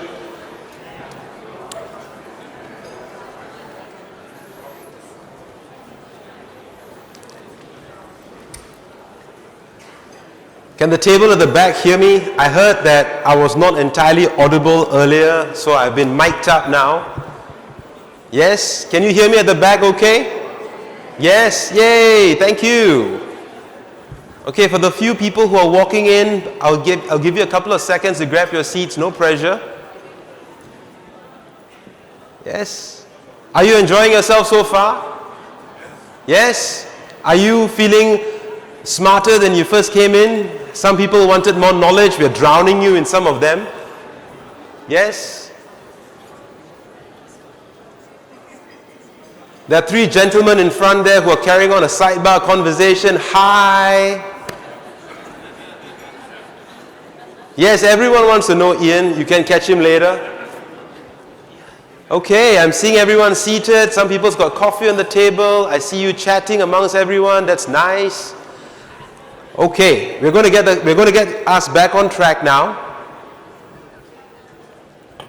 Earlier in the morning, we started off with the Southeast Asia regulatory updates because we want to know what's happening in our backyard. But for all of us who deal with the global supply chain, you would know that it's not adequate just to know what's happening in this region, but internationally. And so, it's great that we're going to have this unique opportunity on the driver's seat to know about an international regulatory updates from a distinguished panel held by a wonderful moderator. Let me take this chance to introduce you to who is going to moderate this panel. He is the Deputy Head of the Trade, Strategy and Security Branch of the Singapore Customs. He's currently in charge of this branch as his Deputy Head. The branch, as you know, supports the Trade Division in providing policy inputs, strategic planning on customs trade matters, including strategic goods, UN Security Council resolutions, supply chain security, and serves as a key liaison between foreign and local agencies on this matter. Ladies and gentlemen, without further ado, I'm going to hand over the panel to Mr. Muhammad Feroz. Feroz, please. Thank you, Jesus. Good morning, distinguished guests, speakers, ladies and gentlemen. I'm honored to be your moderator for this panel session on international regulatory updates. Export control regulations are vital to safeguard national security and prevent the proliferation of technologies and goods. This panel will provide updates on changes to regulations internationally. We have 4 presentations lined up for this panel session from our distinguished speakers. We have Mr. George Peach from Germany, Mr. Aisuke Araki from Japan, Mr. Matthew Baumann from the United States, and Dr. Sylvain Pale-Calvo from the European Union. Mr. Peach is presenting on the latest development from Germany. Mr. Peach has been the Director General at BAFA since 2006. Since 1990, he held several Head of Directorate positions, Deputy Director General, Export Control, Legal Questions, and European Union, a member of the German delegation to various non-proliferation regimes and the dual-use export group, working group in Brussels. He is a leader of various outreach projects in the area of export control and non-proliferation, and has authored books and journals concerning export control questions. Can we have Mr. Peach for the presentation, please?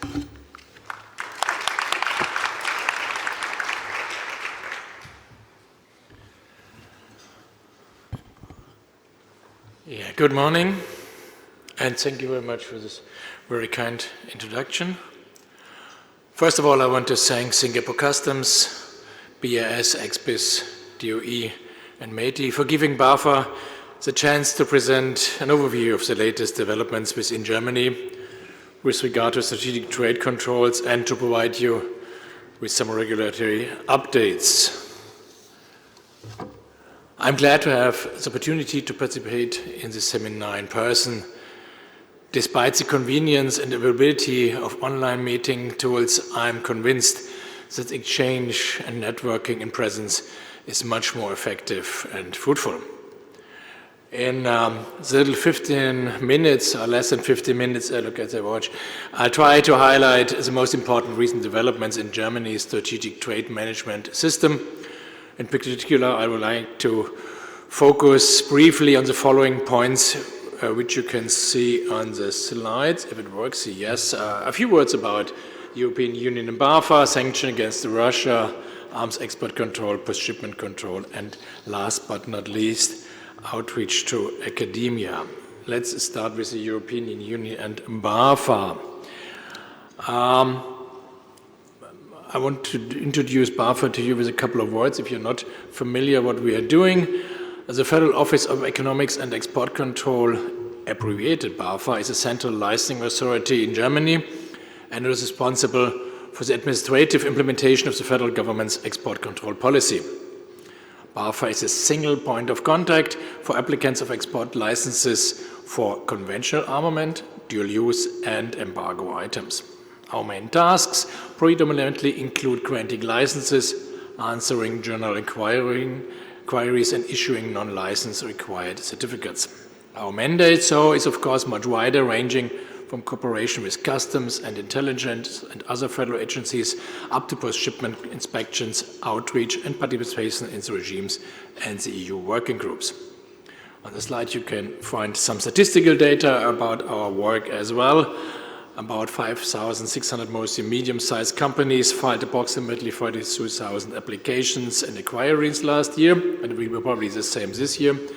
About 85% of BAFA's decisions are made autonomously with an average processing time of 30 working days. That's about BAFA. The export control system in Germany is based on national legislation and harmonized European regulations. As you probably all know, the strategic trade with controlled dual-use items has been subject to European regulation since 1995. Sanctions, in principle, also fall with the regulatory competency of the EU Commission. It is important from my point of view to stress that sanctions and export controls are not the same thing. Both use the same or sometimes the same tools, but their objectives are different. The purpose of this slide is to help you to realize that very complex, separate system between the legal jurisdiction and the authorities responsible for implementation. In a nutshell, the main message is, as I said, for dual-use items, the competency lies with the EU Commission, and you will hear later on from my distinguished colleagues, Mr. Paez Carvalho, in a few minutes more about the latest developments. For arms exports, the EU has published guidelines and recommendations for EU member states to ensure that they are implemented as uniformly as possible in practice, but arms exports are legally regulated by national legislation in each EU member state. By its very nature, strategic trade control involves highly political decisions motivated by matters of national security as well as by countries' trade policy. If loopholes exist in other states, the strategic trade controls, the whole system, can be quickly knocked off balance because then exports are simply carried out by another state, another company, with negative consequences for the security of all and minimizing the acceptance of strategic trade controls. I mention this because this brings me to the second point of the agenda, sanctions against Russia. Russia's invasion of Ukraine is a direct frontal assault on the rule-based multilateral system, which emerged post-Second World War and has been a recipe for peace, coexistence, and prosperity. This invasion represents a threat to the heart of the UN Charter and a brutal frontal assault on the principles of sovereignty, equality, territorial integrity, and political independence. Russia's aggressive invasion of Ukraine is a shameless breach of international law. In response to the continued attacks by Russian forces in Ukraine, the EU, in coordination with the US, the UK, and other partners, has adopted tough sanctions and financial sanctions against Russia in several tranches since April 2024. It is forbidden to circumvent these sanctions measures by means of deliveries via other countries. For example, via fictitious delivery routes or false information about the end use and the final end user or destination. On this slide, you will find in a very abbreviated form the most important administrative key points of the sanctions. All sanctions against Russia are imposed directly through applicable EU law as soon as they enter into force, and Germany has no purely national sanction measures against Russia. As I said, sanctions are not regular export control, but special legal regulations which supersede and or supplement the usual export control regulations, including prohibitions and licensing requirements. They concern a wide range of goods, include lists of persons, and cover a wide range of foreign trade activities. Let me say a few words about circumvention. Export bans are designed to deny sanctioned states access to sanctioned goods. This is currently the case in particular for goods that could strengthen Russia's ability to continue its illegal war of aggression against Ukraine. National enforcement measures focus on individuals and companies that deliberately and knowingly evade sanctions. Therefore, exporting companies must ensure, as part of its corporate due diligence, that sanctions items produced or distributed by companies, either directly or through a third country, do not enter Russia. Sanction evasion can be facilitated by, for example, incomplete information gathering and inadequate internal training of employees. Of course, there is no one-size-fits-all approach that can be applied to every foreign trade transaction. But the development of effective, risk-based sanction compliance measures tailored to the specific business risks are essential to minimize the risk of sanctions violations. Therefore, from our point of view, an ICP has to take into account customer-related risk indicators as well as product-related and country-specific risk indicators. Let's go on with a few words about the ongoing discussion about a new arms export control law in Germany.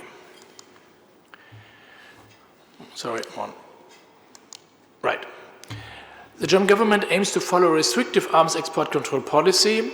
There is an ongoing discussion at the moment about a stronger binding character of rules of arms export decision by transferring existing administrative regulations and European rules into a combined law, as well as by expanding post-shipment controls.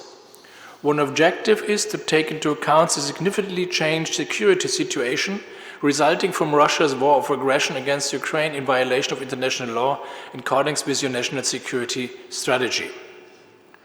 The consideration of human rights, democracy, and rule of law in the recipient country is given greater weight in arms export decision, just as the reliability of exporting persons and companies remains a central prerequisite for any authorization of arms exports.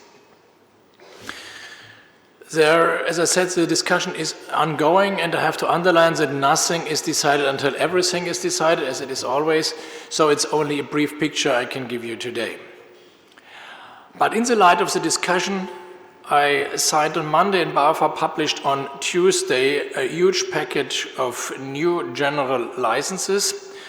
General licenses, you're aware of, are a simplified procedure for the export of specific military items and some dual-use items to partner country, and it's the first time that we integrated Singapore in our new huge package of general license. This is based on our long-lasting and trustful cooperation. The new general license will enter into force in September, so roughly in 1 month. And everyone who's interested in it, find unfortunately only the German version on our homepage. We are working on an English version as well. In addition, there are many measures that have been and will continue to be taken to harmonize the political and administrative procedures in the European Union. The European Common Position on Arms Exports obliged the member states to consider how arms exports might be used according to the 8 common principles, and you find the common principles on this slide. I don't have to read them out.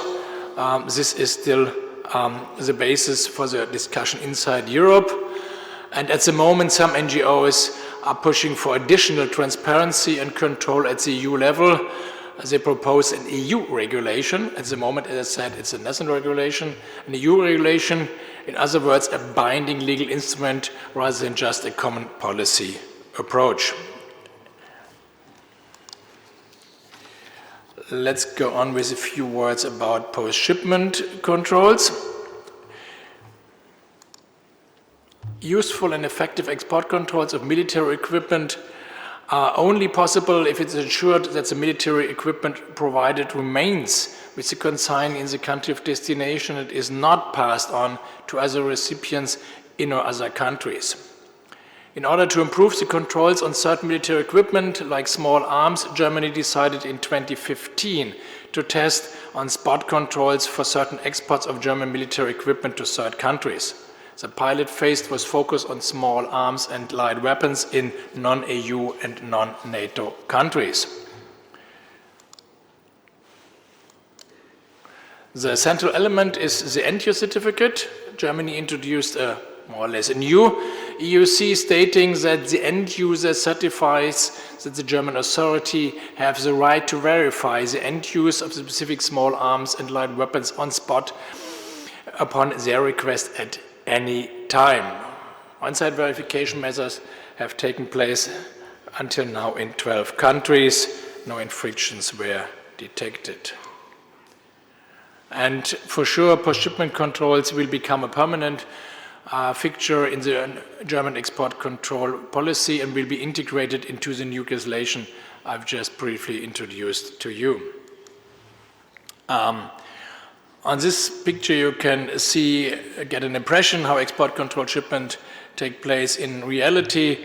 In this example, the government agencies has received the weapons from Germany and they presented them to BAFA and we checked the weapons on the relevant parts of the weapons. I added another slide which has nothing directly to do with a regulatory update, but this slide gives you an overview how much you have to pay, how high is the price if you want to buy this gun. It's an AK-70 on the black market.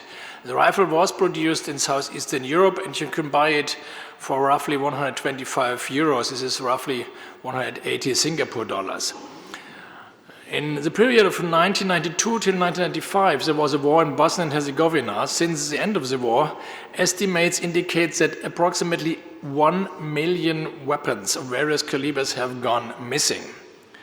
It was mentioned this morning, you may think that the war in part of Europe was far away, and like many other wars in Europe today seems to be far away, but these weapons and the trade in these weapons affect us all, and that is why the question of secure end use is so important from our point of view.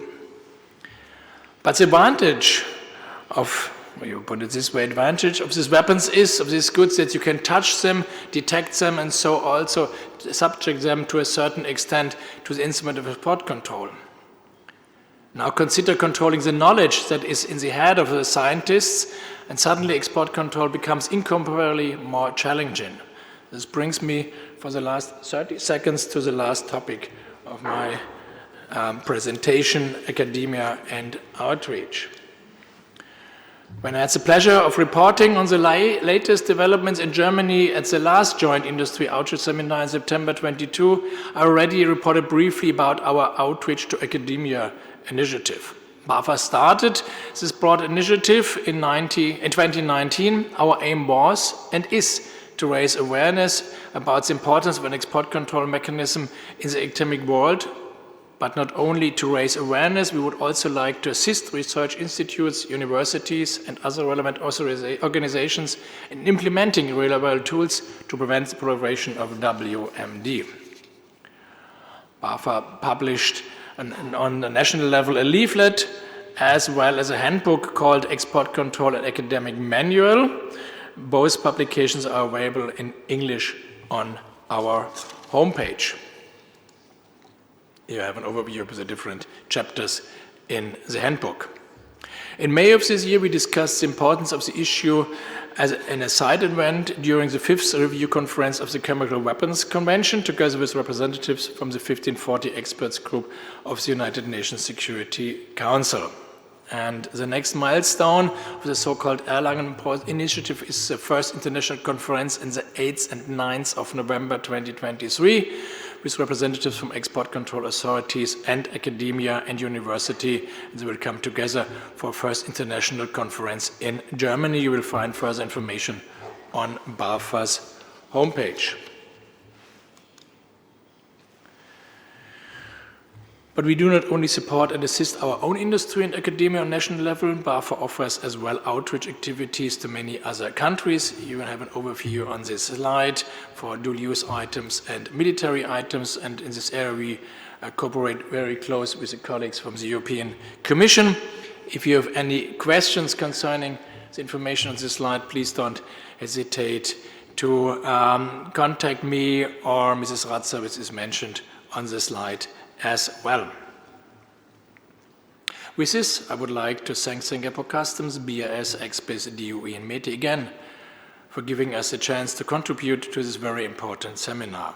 If you have any questions, remarks, or comments, please do not hesitate to contact me directly or during the questions Q&A session right now. You will find my contact data at the last slide. Thank you very much for your attention.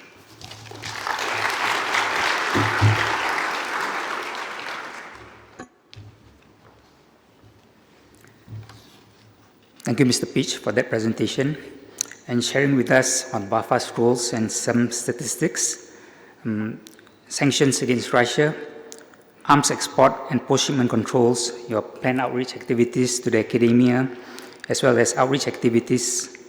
Moving on to Japan now, I would like to call upon Mr. Araki, who will update on Japan's export control. Mr. Aisuke Araki is the Director of International Affairs for Security Export Control, Trade and Economic Cooperation Bureau at the Ministry of Economy, Trade and Industry of Japan. Since July 2020, he and his team are responsible for the international cooperation, including participation in the 4 multilateral export control regimes, outreach cooperation on licensing and enforcement, and related bilateral and multilateral cooperation. Prior to his current post, Mr. Araki has experiences in the area of export control as head of delegation at the list review process of Wasana Arrangement and international outreach cooperation. Mr. Araki, please.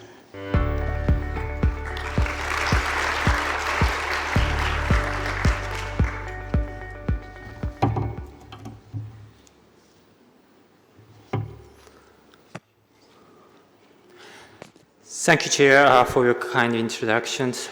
During the next 15 minutes or so, I'd like to explain these 6 topics regarding regulatory updates and important challenge in Japan's export control. I hope some of the information will be valuable to today's participants from industry and academia.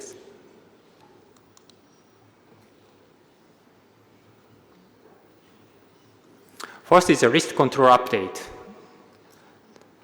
There were 2 updates in the past year. One was the update responding to the risk review of the multilateral export control regimes. The 4 international export control regimes regulatory updates their control list once a year. The government of Japan updates its control list usually once a year. to respond to those list reviews of the multilateral export control regimes that were held 1 year before. The update entered into force in December 2022 was a change that responded to the list change of the 4 international export control regimes in 2021. This update includes 15 items related to controlling advanced materials, material processing, electronics, computer sensors, and propulsion units. The other was an addition to the list of items regarding advanced semiconductor manufacturing equipment. The government of Japan decided to add 23 types of advanced semiconductor manufacturing equipment to Japan's control list. They are related to the critical manufacturing process of semiconductors, such as cleaning, deposition, annealing, lithography, and etching. The purpose of this change is to strengthen the control of advanced semiconductor manufacturing equipment, and the background of this decision comes from the potential risk of military diversion of the semiconductor manufacturing equipment. As I mentioned in my opening remarks in this morning, the new rule was entered into force on the 23rd of this July. Next is the update of technology transfer control. This topic is not the new one. During the last seminar and the year before that, we also explained this issue. There was no change in the update of the last year. However, the modification was related to the enhancement of the control of technology transfer inside Japan, so-called deemed export. It is one of the shared challenges among us. So I'd like to touch this topic again briefly. Prior to the update of the rule, Japan's regulation only covered the technology transfer from resident to non-residents. The classification of resident or non-resident is decided based on the duration of their stay in Japan. When a foreigner arrives in Japan for the first time, they are non-residents. Then after that, if they reside in Japan for more than 6 months to engage in working or studying based on the contract, they are considered residents automatically. Under the old rule, once they have been classified as residents at the status of the law, technology transfer to them was outside the control scope. Last year's legal amendment has modified this point. Under the new rule, if a resident who received technology transfer has been significantly affected by a non-resident, then technology transfer from resident to that resident is regarded as technology transfer from resident to non-resident, and it is controlled. Then, what are the points when residents are regarded as significantly affected by non-residents? The government of Japan stipulates 3 categories. First is a person who is under the control of foreign government, corporation, or university by contract. In this category, such as a person hired by a foreign university or a foreign company and a person who served as a board member or an auditing member for the foreign company are subject to the control. Second is a person who is substantially under the control of a foreign government by economic interests. In this category, such as a student who received a scholarship from a foreign government and a person who is receiving a large amount of grants or living expenses from a foreign government are controlled. Third is a person who is acting in Japan under the instruction of a foreign government. In this category, such as a person who is requested to conduct certain research in Japan is controlled. These 3 are the specified categories in which technology transfer from resident to non-resident, resident to resident is controlled, since they are regarded as the same as technology transfer from resident to non-resident. Next is outreach to SMEs. Effective intangible technology transfer control is also an important challenge among us. Outreach is one of the important pillars to tackle this agenda. From the perspective of enhancing ITT control, outreach to SMEs is a key element. There are many startups, venture companies, and small manufacturing companies who are associated with the development or manufacturing of cutting-edge technology. The program shown in this slide has outreach activities from the government of Japan to SMEs. There are two pillars. One is awareness raising among SMEs through the publication of the guidance and providing information meetings for SMEs. The government provides information on how to enhance the self-management of export control in Japan. The guidance designed for SMEs was first published in 2021 and modified in March 2022, in line with the technology transfer control update. We also provide information meeting to SMEs in cooperation with relevant organizations such as Chamber of Commerce and SME business organizations. In this program, the government side arranges the meetings and sends speakers. The other pillar is the expert dispatch program to support the self-management of SMEs. Many of the experts are retired workers from a large company that introduces a strong export control system. The government made the registration system for those retired experts depending on their wishes, and if a SME wished to use this program, the government asks them to support the efforts of SMEs at the expense of the government. Consultation service by the Japan Chamber of Commerce and Industry is also provided. The government dispatches the expert to the Chamber of Commerce for this service at the expense of the government. The next topic is outreach to academia. This topic is perhaps the most important challenge from the perspective of the enhancement of ITT control. So I'd like to explain this challenge again, although we have been explaining this topic many times in this seminar.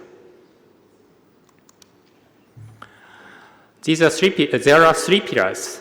Two of them are the same as the pillars of the outreach to SMEs, awareness raising and enhancement of self-management.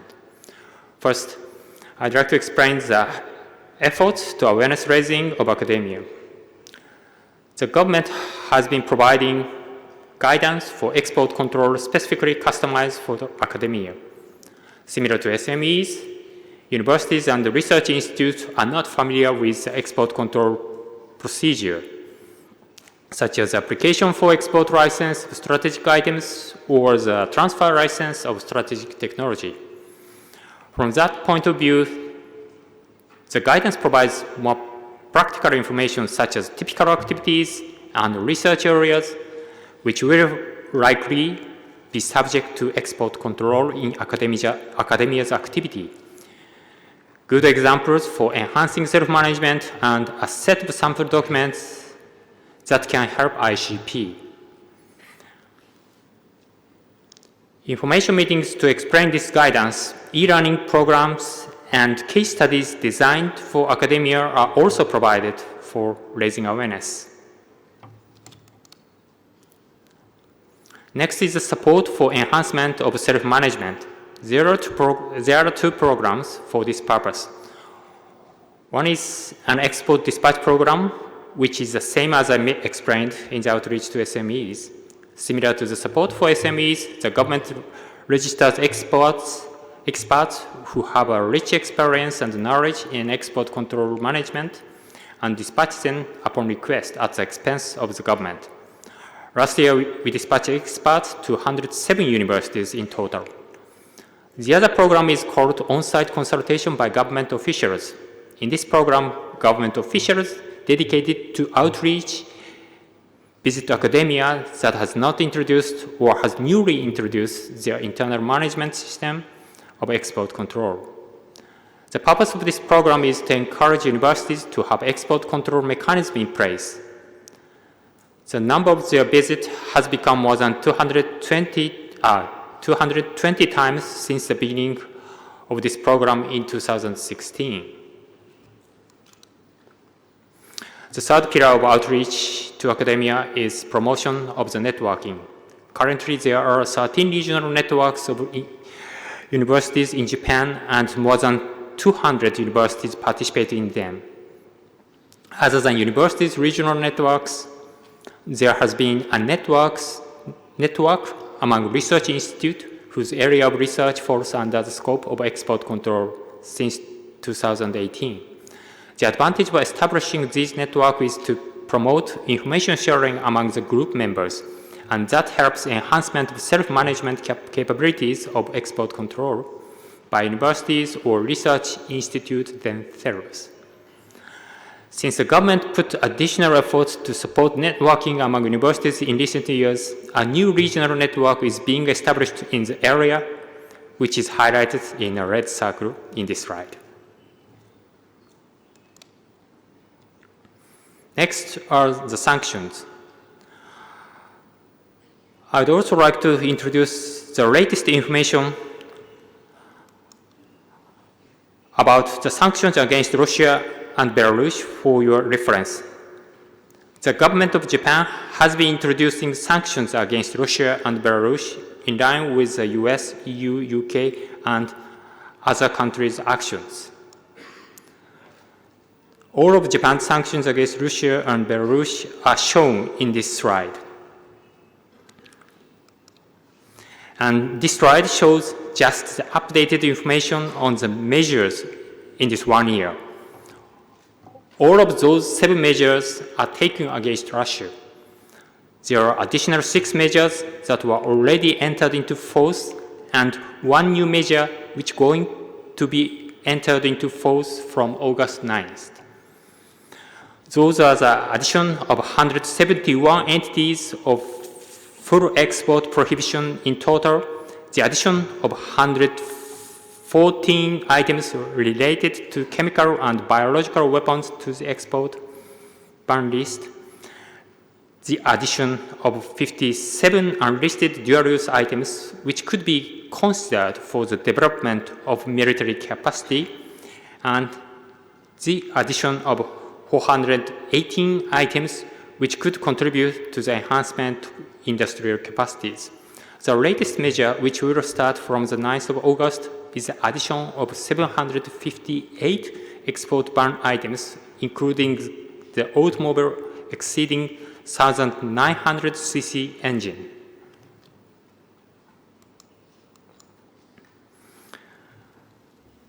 The slide shows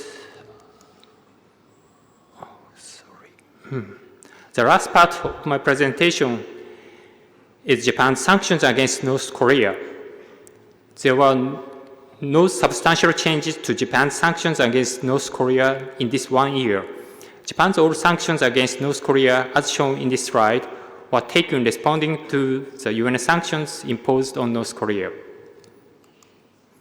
Regarding trade, all exports and imports to and from North Korea are prohibited. This export and import ban was extended for 2 years this April. The extension of the export and import ban will be continued as long as North Korea continues its nuclear and missile development activities in violation of relevant UNSCR. Almost the time comes, so these are the explanation from Japan regarding the regulatory update and common challenges on export control. And with that, I hope I'd like to conclude my presentation. Thank you very much.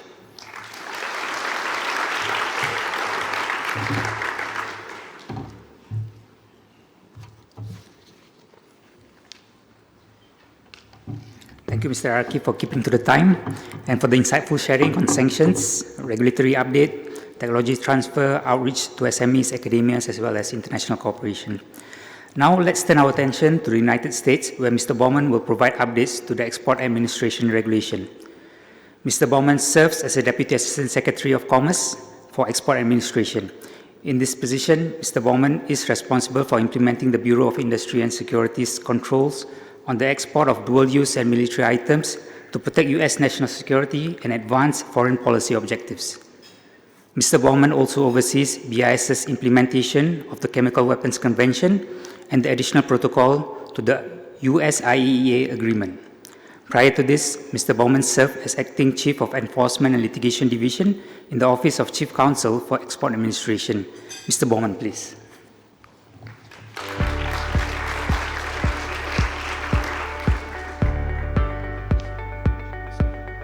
Can you hear me? No? All right. So I'm going to have to use the podium. Thank you so much for the introduction. Thank you to Singapore Customs and Japan for hosting this. I was here last at least 10 years ago, so it's a pleasure to be back here in Singapore.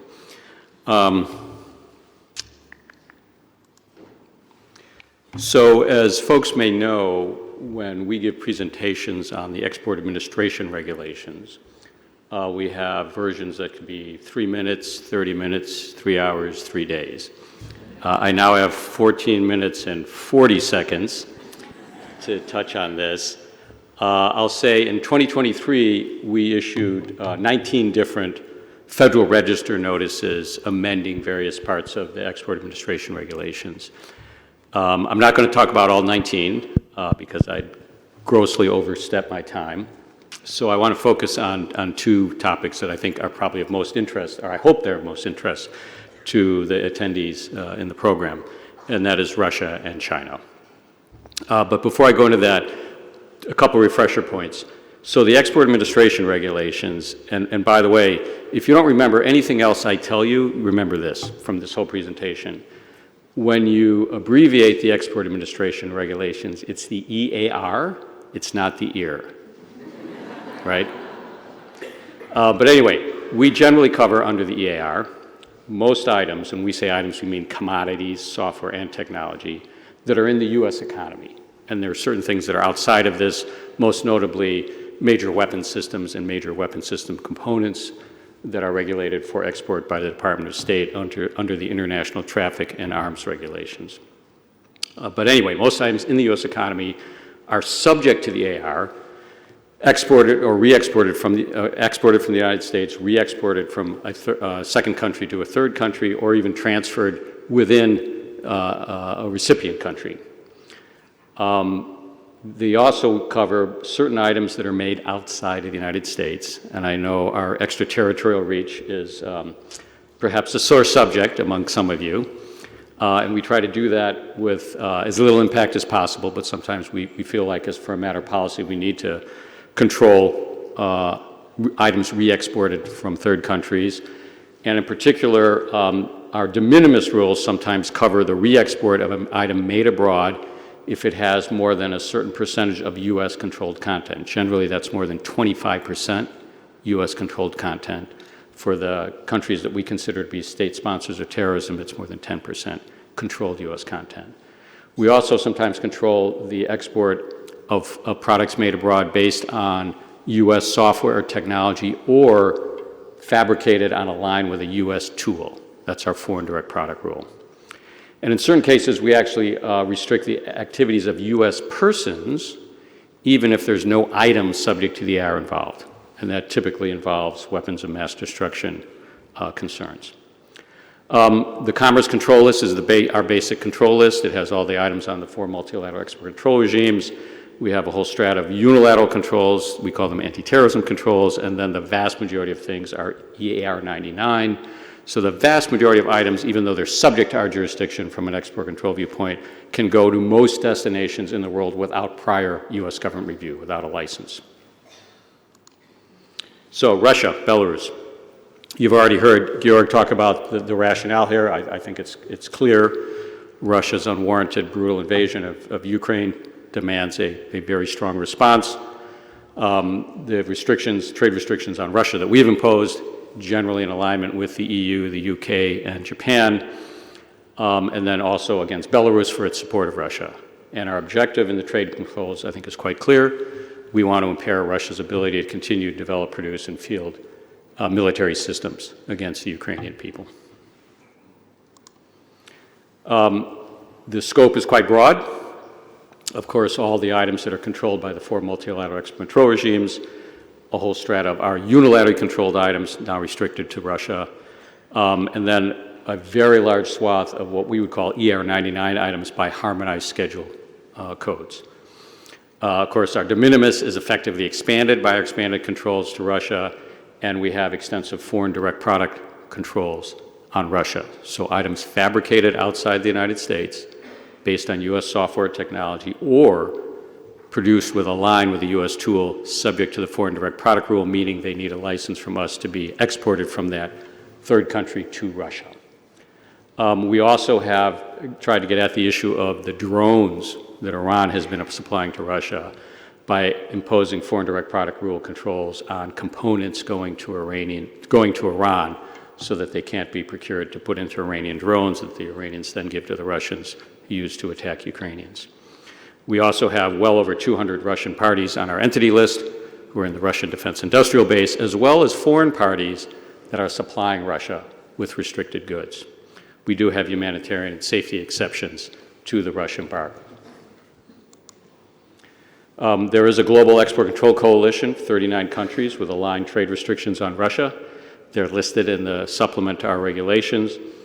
And from our regulatory point of view, any country that has aligned sanctions is not subject to our extended foreign direct product rule and de minimis requirements. As I mentioned, we have a licensing policy, generally a policy of denial, with some limited case-by-case review. So again, this is very important for the companies here to make sure they fully understand that extraterritorial reach of our restrictions on trade with Russia. A little bit more on the regulatory citations. Part 734.4 of the EAR lays out the de minimis requirements that I talked about earlier. To give you one example for Russia, if there is even a foreign-produced civil aircraft, like a commercial aircraft, that has U.S. engines, almost for sure that makes it over our de minimis and would require a license to be exported to Russia. And in our world, export means not just the permanent transfer, but the temporary. So a foreign-made aircraft with U.S. engines flying into Russia, we consider that to be an export, and that transaction needs a license from us. So that's one example of how the de minimis applies to Russia. The foreign direct product rule, as I mentioned earlier, if there's a semiconductor that's fabricated outside the United States, but it's based on U.S. software or technology, or fabricated on a production line with a U.S. tool, if it's going to Russia, it needs a license from us. As I mentioned earlier, we've added over 200 parties to the entity list, which is our restricted list. All items subject to the EAR going to parties on the entity list, export, re-export, in-country transfer need a license, as well as foreign direct products going to them.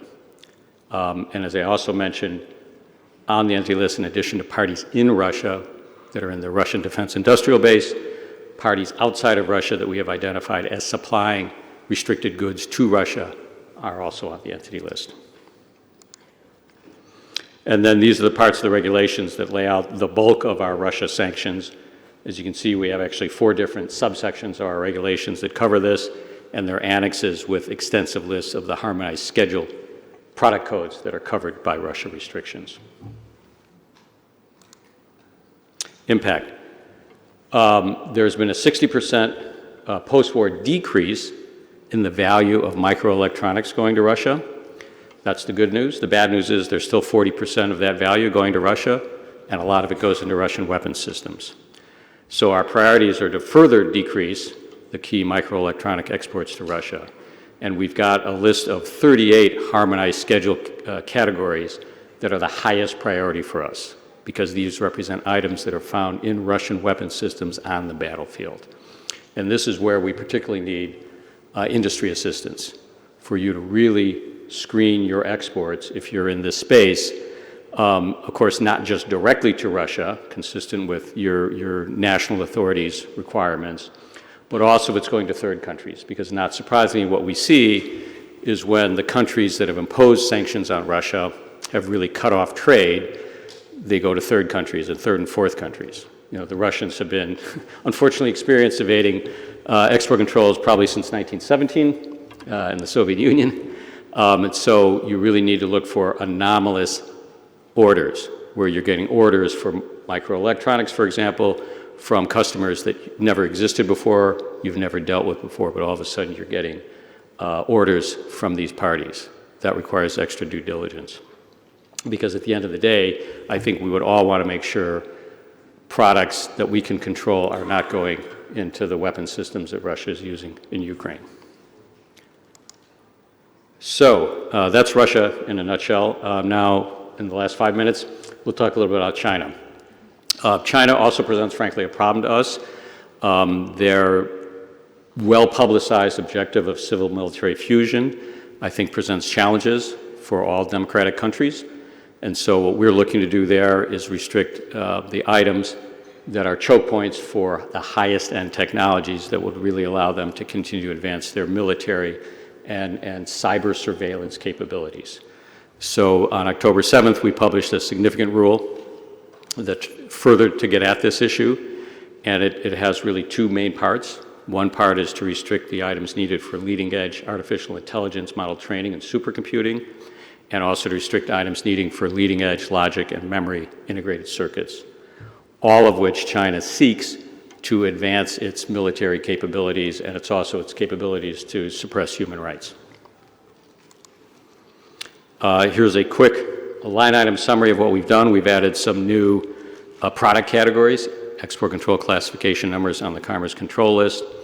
The most significant ones are 3A090, which are the advanced artificial intelligence chips, 4A090, which are higher level assemblies with those artificial intelligence chips in them, as well as some advanced semiconductor manufacturing equipment. We also have a U.S. persons control, which means U.S. persons facilitating China's ability to get these items, even if they're not subject to our regulations, have restrictions on them. We've also expanded the foreign direct product rule to get at foreign fabrication of these items with some license exceptions. As I mentioned, the key ECCNs, the new 3A090, new restrictions on certain semiconductor manufacturing equipment that are only used in the high-end semiconductor manufacturing, the integrated circuits, the sub-assemblies or assemblies with the AI integrated circuits, and then the associated software and technology. So again, these are subject to the foreign direct product rule, so it's very important for companies in the area who are not just fabricating, but also assembling, testing, and packaging items to make sure they're aware of what the restrictions are. We also have end-use controls to try to impair China's ability to get items for its supercomputer program, which has a lot of significant military applications, nuclear weapons modeling, to use one example, hypersonic missile testing, to use another example. And we also have the same for semiconductor manufacturing equipment, items that are going to China's most advanced semiconductor fabs, as well as items going to Chinese indigenous semiconductor manufacturing equipment companies. Foreign direct product rule, for these two rules, one applies to the advanced AI chips, that's the advanced computing and semiconductor FDP rule, and another that deals with the supercomputers. And all that you can find in detail in those parts of the Export Administration regulations. U.S. persons control I mentioned before. We do have authority to restrict U.S. persons who may be assisting foreign weapons of mass destruction programs. And in this case, it also applies to any U.S. persons who are assisting the development and production of advanced logic, NAND or DRAM, those are memory chips in China, or items that would support China's development of indigenous semiconductor manufacturing equipment. One key piece of this is a knowledge-based requirement, but also tells you that if you don't know what the level of that Chinese activity is, you also have to come in to Commerce for a license. Next steps for this rule, the public comment period closed back at the end of January. We received comments from 43 different commenters, well over 50 issues raised. So we're in the process of formulating a Federal Register notice that will respond to the comments and make any adjustments we think are appropriate. Once we issue that, we'll certainly do a round of not just domestic outreach, but international outreach to further explain the next iteration of this and answer any questions to help with compliance. I do want to close by saying we really do appreciate and value being able to do events like this and getting questions and input from industry, because we want to make sure that whatever policy objectives we are trying to achieve with our regulatory steps are well understood by industry and can reasonably be complied with. And if there are things that are just too difficult to comply with, we want to know that as well, and we can make adjustments as appropriate. So with that, I'll leave you with, and again, I think the presentations will be available to everyone, but here's the various contact information we have for anyone who's interested or would like further information or has specific questions to be answered on these or any other part of the Export Administration Regulations. So with that, I'm just 7-8 seconds over. Thank you.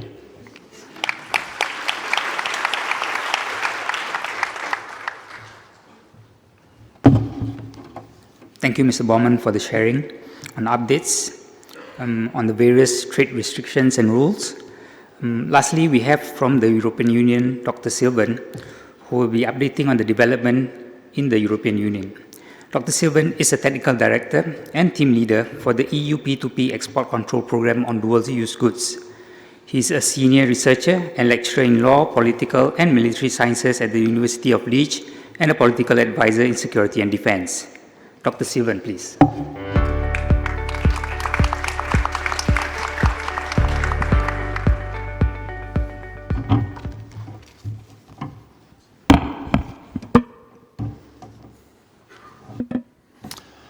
Thank you very much, Mr. Chair. Very good morning to all of you, and thank you very much to all the organizers, Singapore Customs, Japanese METI, US Department of State, Department of Energy, and BIS, and I think I'm done with the acronyms. Thank you very much for the organization of this family reunion. I had the chance last year to be already present, and very delighted to be able to speak today and to give you some reflections on the European developments in strategic trade controls on dual-use items. From my perspective as EU P2P technical director, I will just give you my views on what is new in the EU for the last year, what has happened since the last meeting we had a year ago, I mean in September 2022. So just to, well, spoiler alert, there is no revolution, but just developments, and I would like to go very quickly through them with you. So the first, just to let you know that even though it's not a regulatory update, the European Commission has been conducting a series of consultations, public consultations, open to all stakeholders of the European Union and beyond, of course, to the public, in order to investigate a couple of areas for which it may be reverting to us all with some propositions for making the systems evolving. One of these first consultations, which was held in January and February, was in order to identify and to perhaps issue guidelines for the data collection, which will then help populating the annual report of the EU on the export controls of dual-use items. So far, the annual report was containing data on licensing, but now the European Commission is investigating the possibility of also pushing it forward to include also data on the administration of the controls, so the management system, and also on the enforcement. So the guidelines may be expected before the end of 2023, which will address in the first place, of course, the member states, but then the member states of the European Union will try then to ask their industries also to provide for specific data, I believe, in order to complete this report. Another consultation which has been held between March and June this year was about the guidelines and with a view to establish guidelines on the export of cyber surveillance items, which, as you may know, is one of the last add-ons of the EU regulation of 2021, and this Article 5, and its Article 5 is enlarging the scope of the control to the export of cyber surveillance items. So in order to issue guidelines, the European Commission has been consulting all the interested stakeholders. Again, we may expect something to come up before the end of the year 2023. Another consultation, which has just been closed, was about, and though it's more indirectly related to export controls, but this is about the screening of foreign direct investments, the FDI. The European Commission would like to assess, and through this consultation, whether the FDI screening system of the European Union, which is a framework, and then after the member states implement this framework with their own institutions and with their own regulations, if this global framework is still fit in a very rapidly evolving and changing world. So again, we may expect before the end of 2023 the European Union to publish a review, to publish at least the results and the outputs of this consultation, and to find out whether there are amendments which would be needed to the regulation, to the present regulation, which dates back from 2019.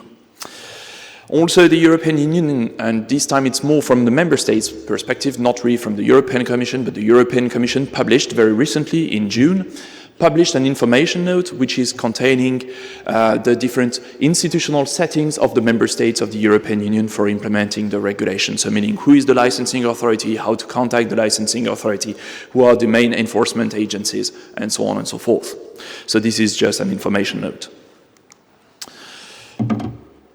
Now going to the tough part of course, of what has kept the European Union busy for the last year, sanctions, of course. Well, these have been developed extensively also by my predecessors, including in this panel, so I will not go into the details of what these sanctions are, apart from the fact that we are fully aligned then with the US and Japanese views as well on the sanctions. And these sanctions and the state of play of these sanctions can be seen through the EU sanctions map, for instance, which is an interactive presentation of the sanctions worldwide and the sanctions which are implemented by the EU and enforced by the EU worldwide. But just to let you know that also the European Commission has developed a specific page providing an overview of the EU sanctions related to Russia's military aggression to Ukraine, and that we are now at the 11th package of the sanctions which has been adopted by the European Commission and the European Union as a whole in June 2023, so very recently again, so the 11th package of sanctions. And still about the sanctions, but even though it's it's not outdated, but it's earlier than that in the year, so back in 2022, very exceptionally and for one of the very first times that we know, the European Union has decided to establish a violation, a European crime for the violation of the sanctions in the context of the sanctions against Russia and Belarus. This is very unusual at the European Union level because, as you may or may not know, the European Union is not an authority which decides, identify and define criminal violations and criminal penalties. This is the responsibility, the exclusive responsibility and competence of our member states. However, in the specific case of the violations of the sanctions, it has been decided by the European Union to establish, for very exceptionally, a European Union crime, penal violation, and penalties associated to this violation. So now the European Union has already endorsed the principle of this European crime, but now the European Union member states are working on the definition of this crime and the corresponding penalty. So this is also something that we might expect for very soon. And also very recent, month of June has been terrifically dense for the European Union. The European Commission has issued the European Economic Security Strategy. Though it's about economic security, it involves a lot about the export controls and also foreign direct investments. Well, when it comes to export controls, it identifies already the challenge of trying to cope with the lack or the fact that the regimes are under pressure, as you may know. And so the European Commission a European Commission proposal is expected by the end of 2023 for involving more giving more concrete orientations to the European economic strategy, to implement the European economic security strategy. This will include, most likely in September, the definition by the European Commission of a list of dual-use items which are critical to economic security. So dual-use considerations, the export controls of dual-use items, which will also be related to economic security, and that will be a big novelty. So that may be expected by September. Also, this security strategy stresses the need for enhancing and having a holistic approach of strategic trade and foreign direct investment screening. So again, we are now, I mean, if some of you remember, back in 2016, the European Commission had already tabled a proposal which only happened to become in 2020 the new regulation. Today, we are at this stage, back in 2016. So now we are relaunching a new process, very likely, for changing and for the next regulation, for the next architecture of the European export control system. So lots of things are actually on the plate, on the menu of the European Commission right now, and the end of the year 2023 will be very likely very rich. Again, of course, one of the updates, one of the developments at the European Union level is, of course, the EU list. Well, it has been already commented quite a few times, and Lim Sok also presented the amendments also, because Singapore has also adopted, notably Singapore has also adopted the same amendments. So just to note that this year we had two waves of amendments. First one was actually decided in October 2022 and in force since January 2023. Category 0, Category 5, Category 7, Category 8, and the Annex 4, so meaning intra-EU transfers, have not been subjected to any change. However, for Category 1, there was one item which has been slightly modified. Category 2, these are 4 items which have been amended.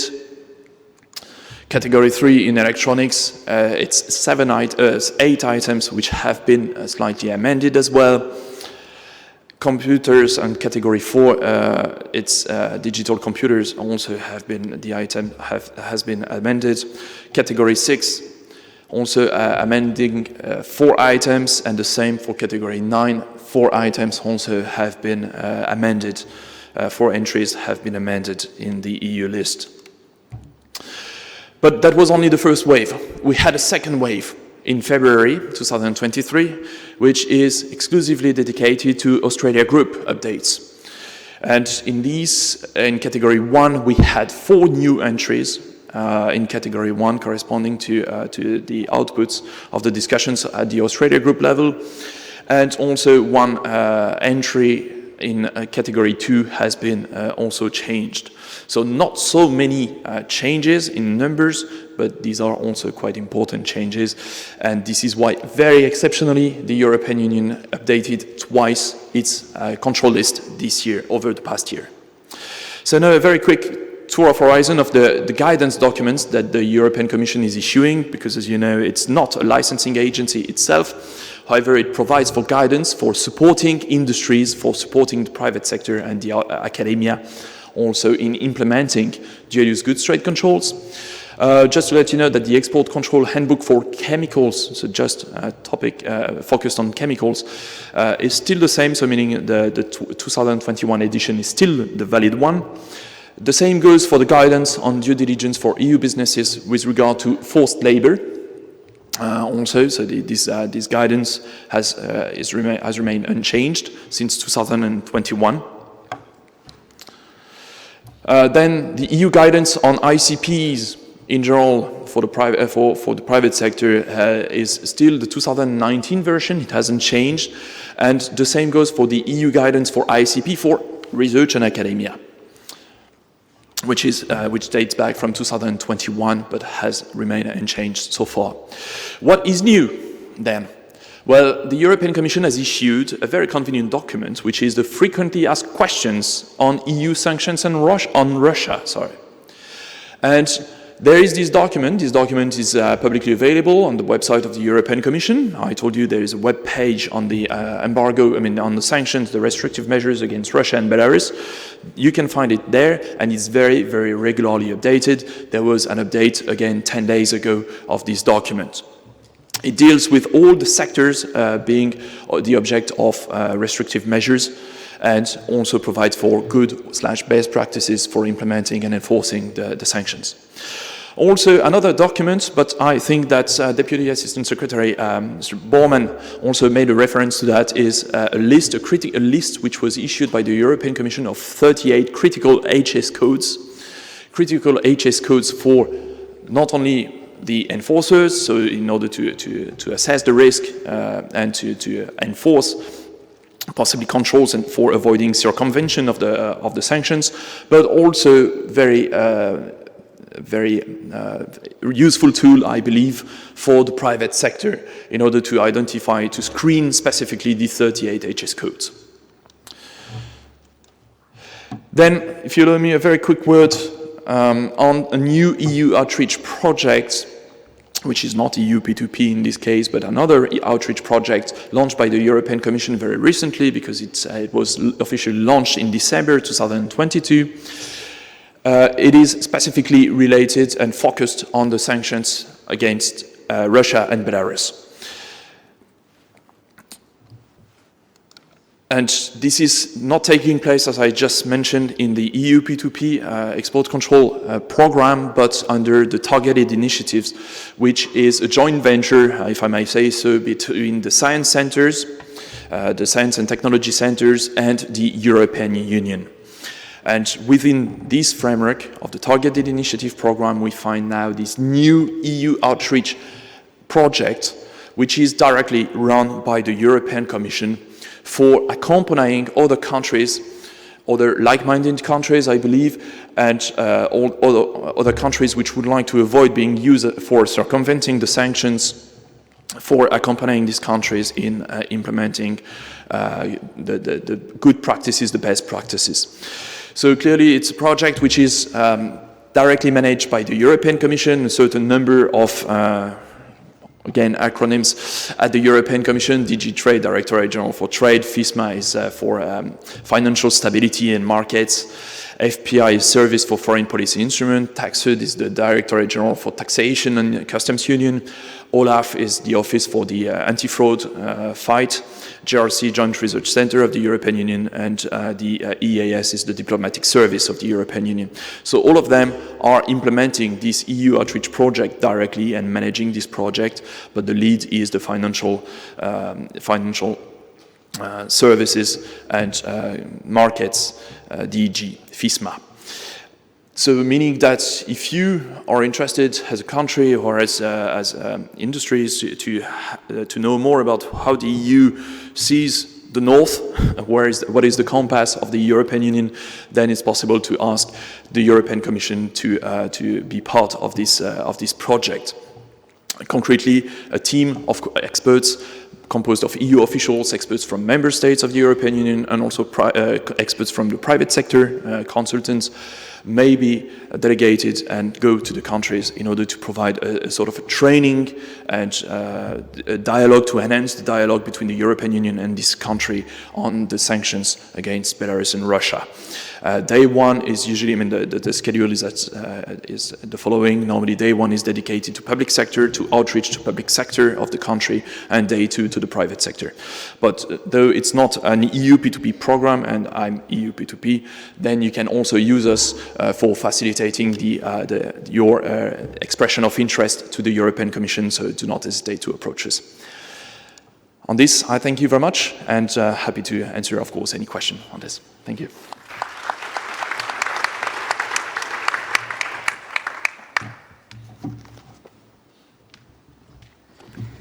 Thank you, Dr. Sylvan, for the presentation on the updates to EU's list, the new guidance documents, and outreach projects. I would like to thank the speakers for sharing the key updates. It is evident that these changes hold significant implications for global trade and security. The tightening of sanctions and export control reflects a collective commitment to strengthen non-proliferation efforts, continued collaboration and dialogue between regulators and industries, regulators and academia will be vital in navigating the evolving landscape. Now that we have heard from the speakers, let's open the floor for a Q&A session. A reminder that participants may direct any questions you may have on the presentation to our speakers via the Mentimeter. Yep. Do you want to have a seat? Here's the mic. Yeah.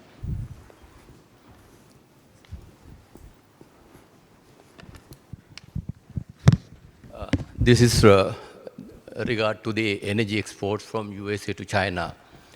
As per the latest data, is the second highest energy export, crude oil export from China, USA to China. What's your personal take on that? We are talking about de-risking from China. Just make sure I've got the question. So your question is on U.S. energy exports to China? 1 minute. Especially the data shows from February 23rd, 23 to June 23, it is the second highest. Yeah, I don't see that that's something that we are particularly concerned about from a national security viewpoint. I think what you heard from our presentation is we are focused on the highest end technology that could help China advance its military capabilities and its abilities to violate human rights. So that's where our focus is from a national security and protection of human rights perspective.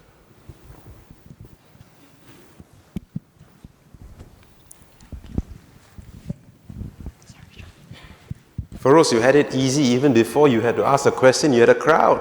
Awesome. Well done, guys. Keep it going. I think right now our moderator is going to start off the Q&A session. I think probably one common theme that we came across the presentations today was on the sanctions against Russia. I think I would like to ask the panel this on your assessment with regard to the sanctions against Russia, and what more can the industry do to ensure that their products do not end up in Russian weapon system? Perhaps Mr. Bowman or Mr. Beach? No, I'd be happy to start. So again, I think the key is, at a minimum, to look at the high priority harmonized schedule codes that both we and the European Union have published, because these are either the electronic components that are actually found in Russian weapon systems on the battlefield. So those are the most directly relevant to Russia's war. They also include some of the key manufacturing and test equipment that's needed for Russian weapon systems. So those are the two key. And then certainly from an industry point of view, really make sure that you're familiar with, frankly, the extraterritorial reach of our controls, because if you're exporting from a country that is not on the 39 countries that are in the Global Export Control Coalition with sanctions against Russia, those additional extraterritorial controls could apply to your product. And I would think that you would not want to run afoul of our restrictions in that case. Thank you. Yes, thank you. If I may add a few points.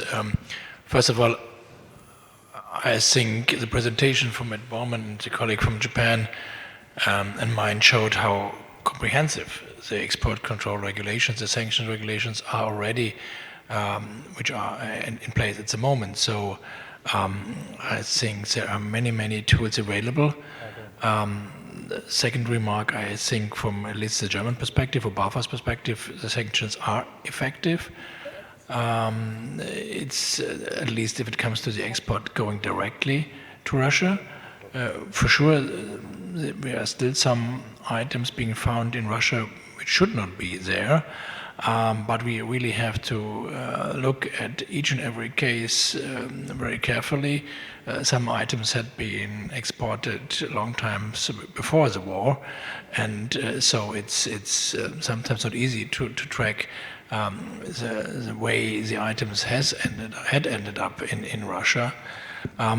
For our perspective, the most important point is that industry is willing to fulfill the obligations and is following one sentence which is not really new, and the sentence is know your customer.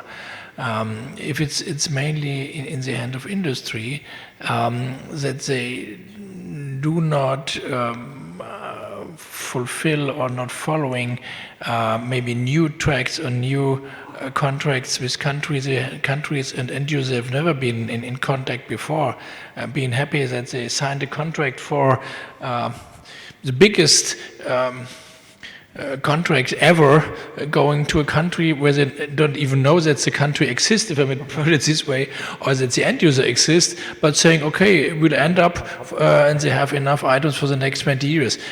This is something which should be at least a risk indicator in your ICP program to be very careful for this. Thank you. Thank you, Mr. Peach. We've got a lot of exciting questions here on Mentimeter, so you're going to give me a bit of a second to flow this through. Right.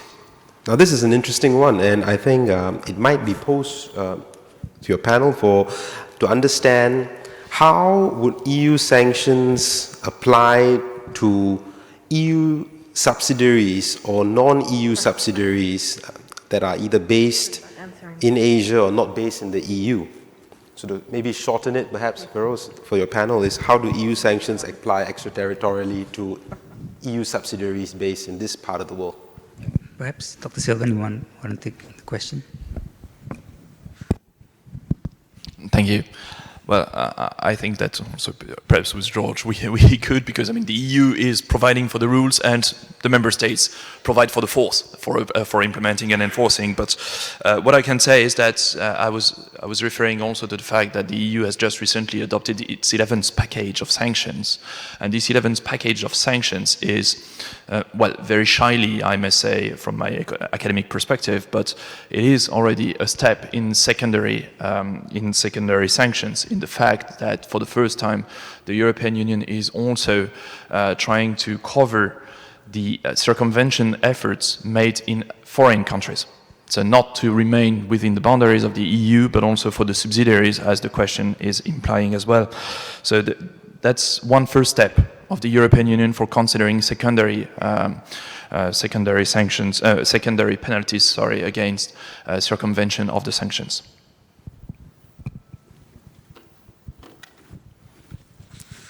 Feroz, there's also another question from the crowd, and it's directed to Japan. With regard to ITT, or rather, my apologies, with regard to technology transfer control, what kind of actions do companies need to take in order to verify whether the recipient is significantly affected by non-resident?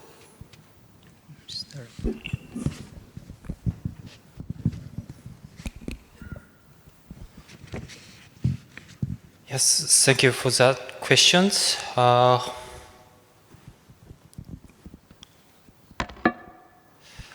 think to allow companies to properly implement the technical transfer controls, the METI provide guidelines for determining whether the employees are significantly affected by non-residents. In the guideline, we encourage that companies should check information shown in a written contract, review a privileged self-assessment report submitted by employees, and impose reporting obligation to employees when becoming subject to the category A to C I mentioned in my presentation. If companies conduct verification in accordance with the guidelines, they will be deemed to have fulfilled their duty of care to confirm the applicability. And in other words, even if a recipient makes a false declaration and therefore a company forced to obtain an export license, and the company will not be subject to any criminal or administrative penalties. That's the checking point from our side. Thank you. We have any more questions? We have. Yep. We do. This question is directed to the US. And the question for us, for your panel, is how do you respond to those who view the October 7th rule as an economic promotion or protectionism measure? Thank you.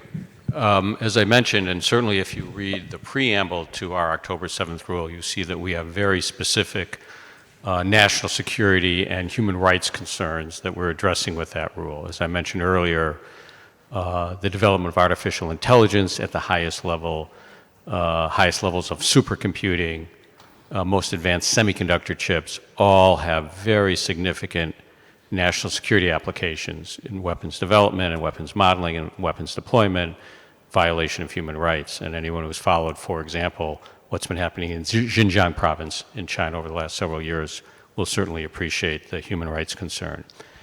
And so we have a very specific national security and human rights concerns, and these are very targeted controls. We are not looking to decouple trade with China. We are looking to minimize the risk that its well-stated public ambitions are in this space. So I think it should be clear to anyone who looks at the detail of this that it's very targeted with a national security and human rights perspective and not an economic perspective, particularly given that, generally speaking, most of those measures primarily affect U.S. companies. Over. Okay.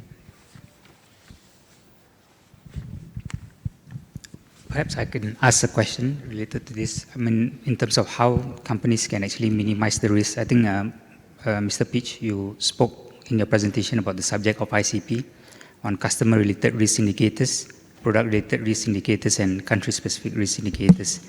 Can you give some examples on that or detailed explanations? Yes, thank you for this question.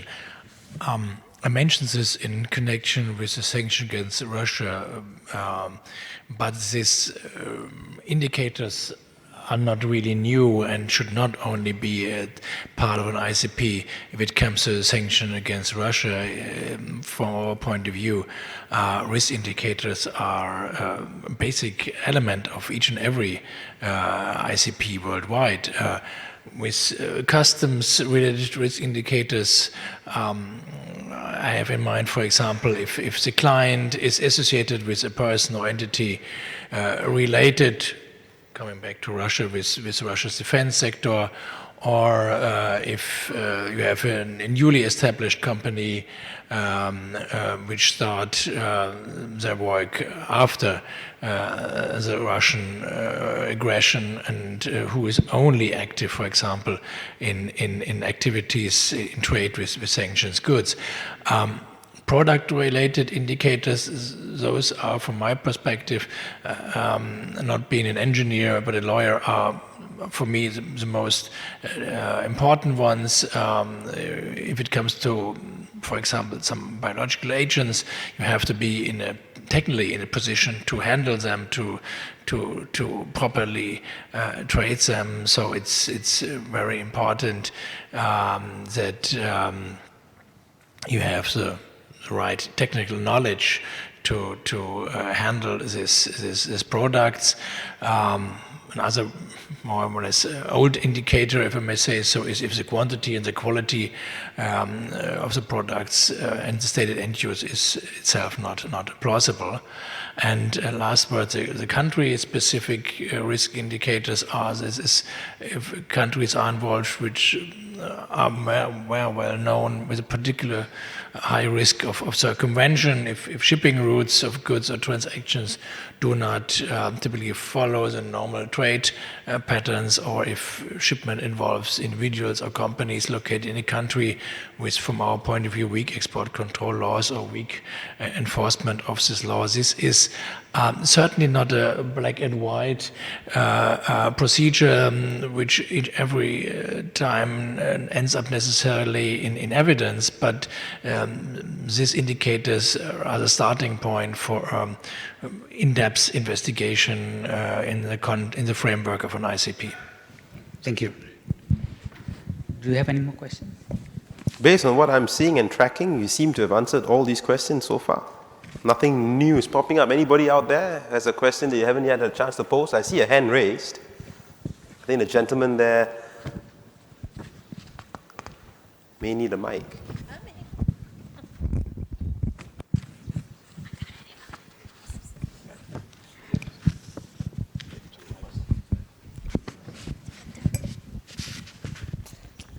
And this must be a good question because it's going to probably be the last, given that apparently we are overrunning time. No pressure.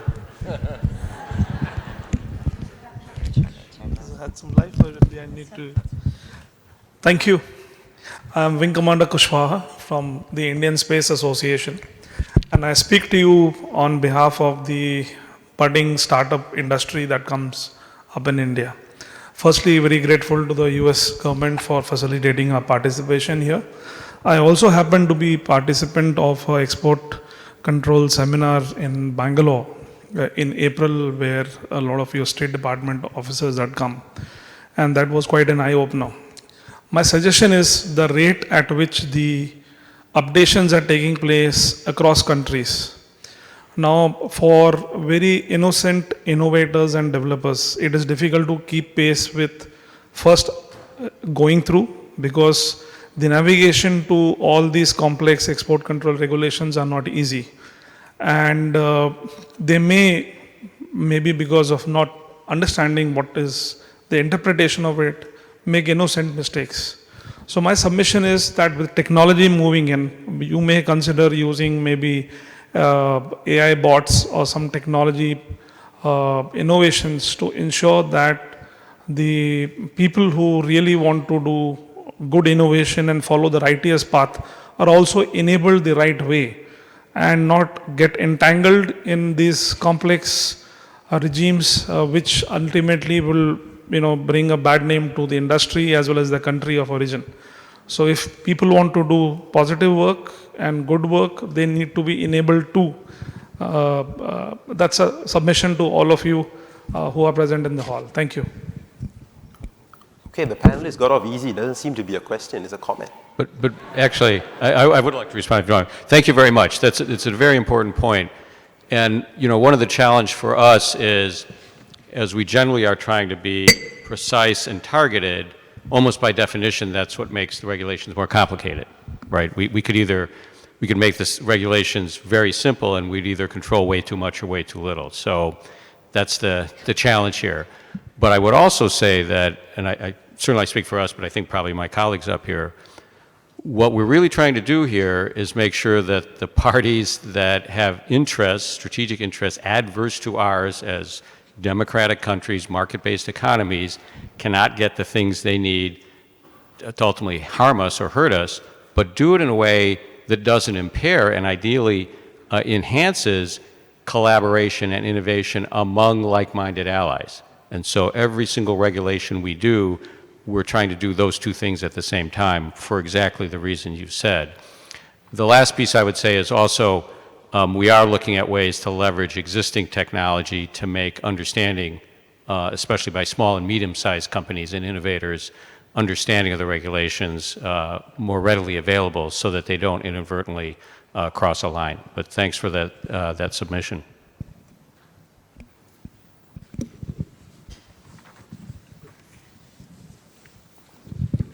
Feroz, would you like to wrap up your panel then?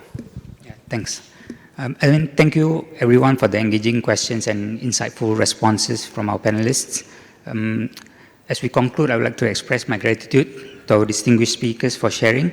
I think it is crucial for the industry to stay updated, and I wish you success in your endeavors. Thank you.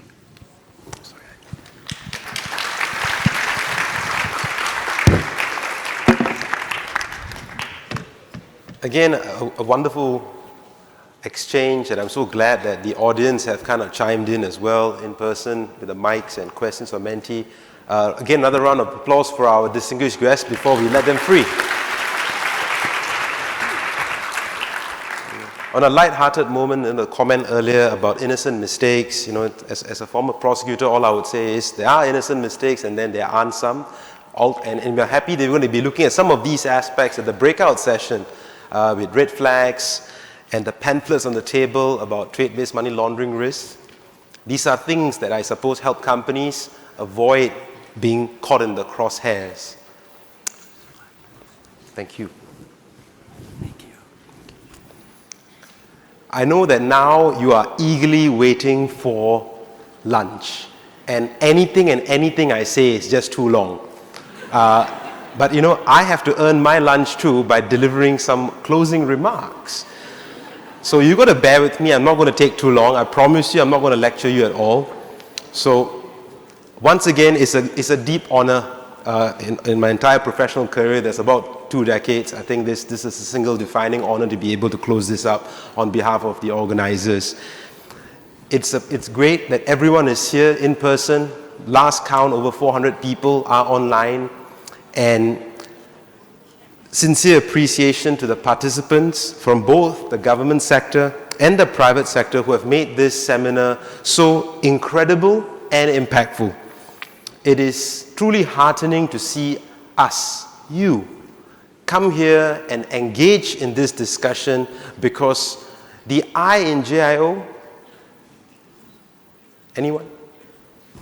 The I in JIO, industry, and all of you coming here together to make this a success is testament again to the efforts and commitment you bring to excellence. Continuous engagement to engage with the industry to be able to improve the levels of awareness and knowledge is vital as we navigate this maze that continues to evolve. This morning, we had a front row seat on how there were changes and developments in Southeast Asia. We understand a little bit better now about how things operate internationally. You've heard about export controls perspectives from the EU and involvement of academia as well, and how we may need to think and continue to remain curious when we build the capacity and compliance frameworks needed to navigate these challenges that continue to evolve. I know you're waiting for this sentence to conclude. So wait for it again. To conclude, I think I would love to thank the organizers, the co-organizers, and everyone behind the scene who have made this possible. Special thanks to Singapore Customs, the US Department of State's XBIS, US Department of Commerce, US Department of Energy, and Japan's METI. The people behind the scene are several, and just to name a few: Stacy, Yvonne, Yati, Emily, Nelly, Keith, Sokpeng, Hiromi, Kiko, Louis, Dan. All you guys have been working flat out. I know because I keep seeing all these emails, and it's been never ending. So you got to put it together for them, because really putting this together, no small feat. A special mention as well to Mike Burnett. Despite being on holiday, he has been working flat out and running this as well behind the scenes. So thanks, Mike. With that, I just wish to thank you, and getting down to the part that you are interested in. What's going to happen? Where's lunch? Lunch is not coming here, and if you're going to be here, you're only going to see movers. So I'm going to walk in front and tell you what's going to happen right now. There's going to be a bunch of Menti slides that are going to come behind me. If they don't worry, I've memorized it. This ballroom is going to become 3 rooms. Now, you remember I told you in the beginning, you have some lanyards, and they have different colors. It is not how you're graded, don't worry. It just means you need to know where to go for your meal. There are 3 venues, all serving the same kind of food, or at least serving the choice of food that you want. When you walk out from this door behind you, and you get back to the main lobby, remember you see these quirky sculptures? Yeah?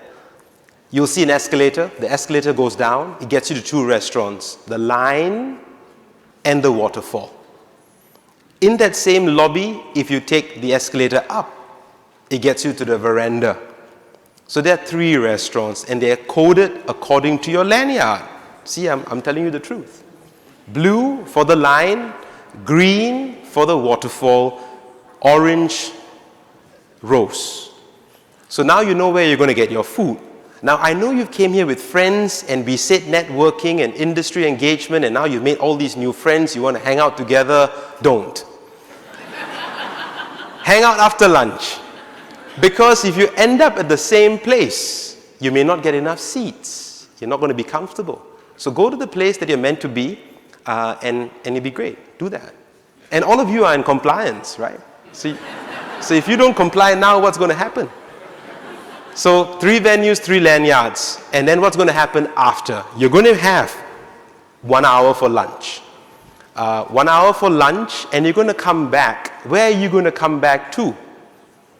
You're going to come back here for those people who are A, B, and C. Now pause. Do you have your name tag?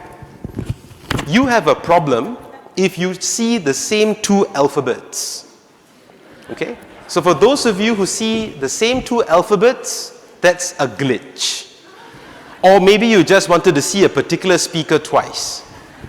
So remember I told you that the agenda has been dynamically curated to meet what areas you want information in. You are going to choose to go to the breakout that you have already chosen. Like the spouse that you decided to marry in the Shangri-La. You've got to go to the same girl or guy. Okay? You can't go to a different room and say, you know what, I don't take that. Doesn't work. So right now you have pre-registered for the sessions. The first session, reading left to right, represents the first breakout session. Okay? I'll say that again. The first letter, reading left to right, represents your first breakout session. Say, for those of you who picked A, you would come back to the location based on a map that you're going to see a little bit later, and then after your breakout session finishes, you'll move on to your next breakout session. Okay? Clear so far? Now, I highly encourage you to keep to the sessions you have picked, because we have endeavored to make sure that all of your voices are heard. So if you go to the breakout session that is again not of your choice because you changed your mind, you're going to deprive some other person who really wants to be there. So keep to the breakout sessions that you have picked, and next year's GIO you can try again. So coming back now to the venues, right? This room is going to become A, B, and C. See on stage? I've got a fancy pointer, A, B, and C. So this being the entrance, that's going to be where A is. Can I see some hands for those people who know where your A? Hey, well done. And what letter are you guys? D and E. Oh, okay, this is supply chain management for you. B and C. So basically, as long as you're A, B, and C, don't get too nervous. Just come back to this area. There'll be ushers. Those of you who are D because you're dazzling, you've got to walk a little bit further out of this foyer to your left since you're facing me, or if you're walking out right, but you're going in that direction. Your true north, which gets you to your banyan room. So after lunch, which is 1 hour from now, you will come back to this area. You will pre-register and start your session. So the last thing I have to say is enjoy the breakout sessions, because it's going to be personal, it's going to be intimate and cozy. You're going to have a chance to engage directly with industry leaders and panelists who have spent a lot of time thinking about the material. So build up the appetite, both for lunch and for the breakout session. I'm looking forward to seeing all of you again after lunch in an hour, which is, you got to be back here by 2:30 sharp to register outside, and then we'll be starting 2:40 on the clock. Thank you so much. Enjoy lunch. Bon appetit.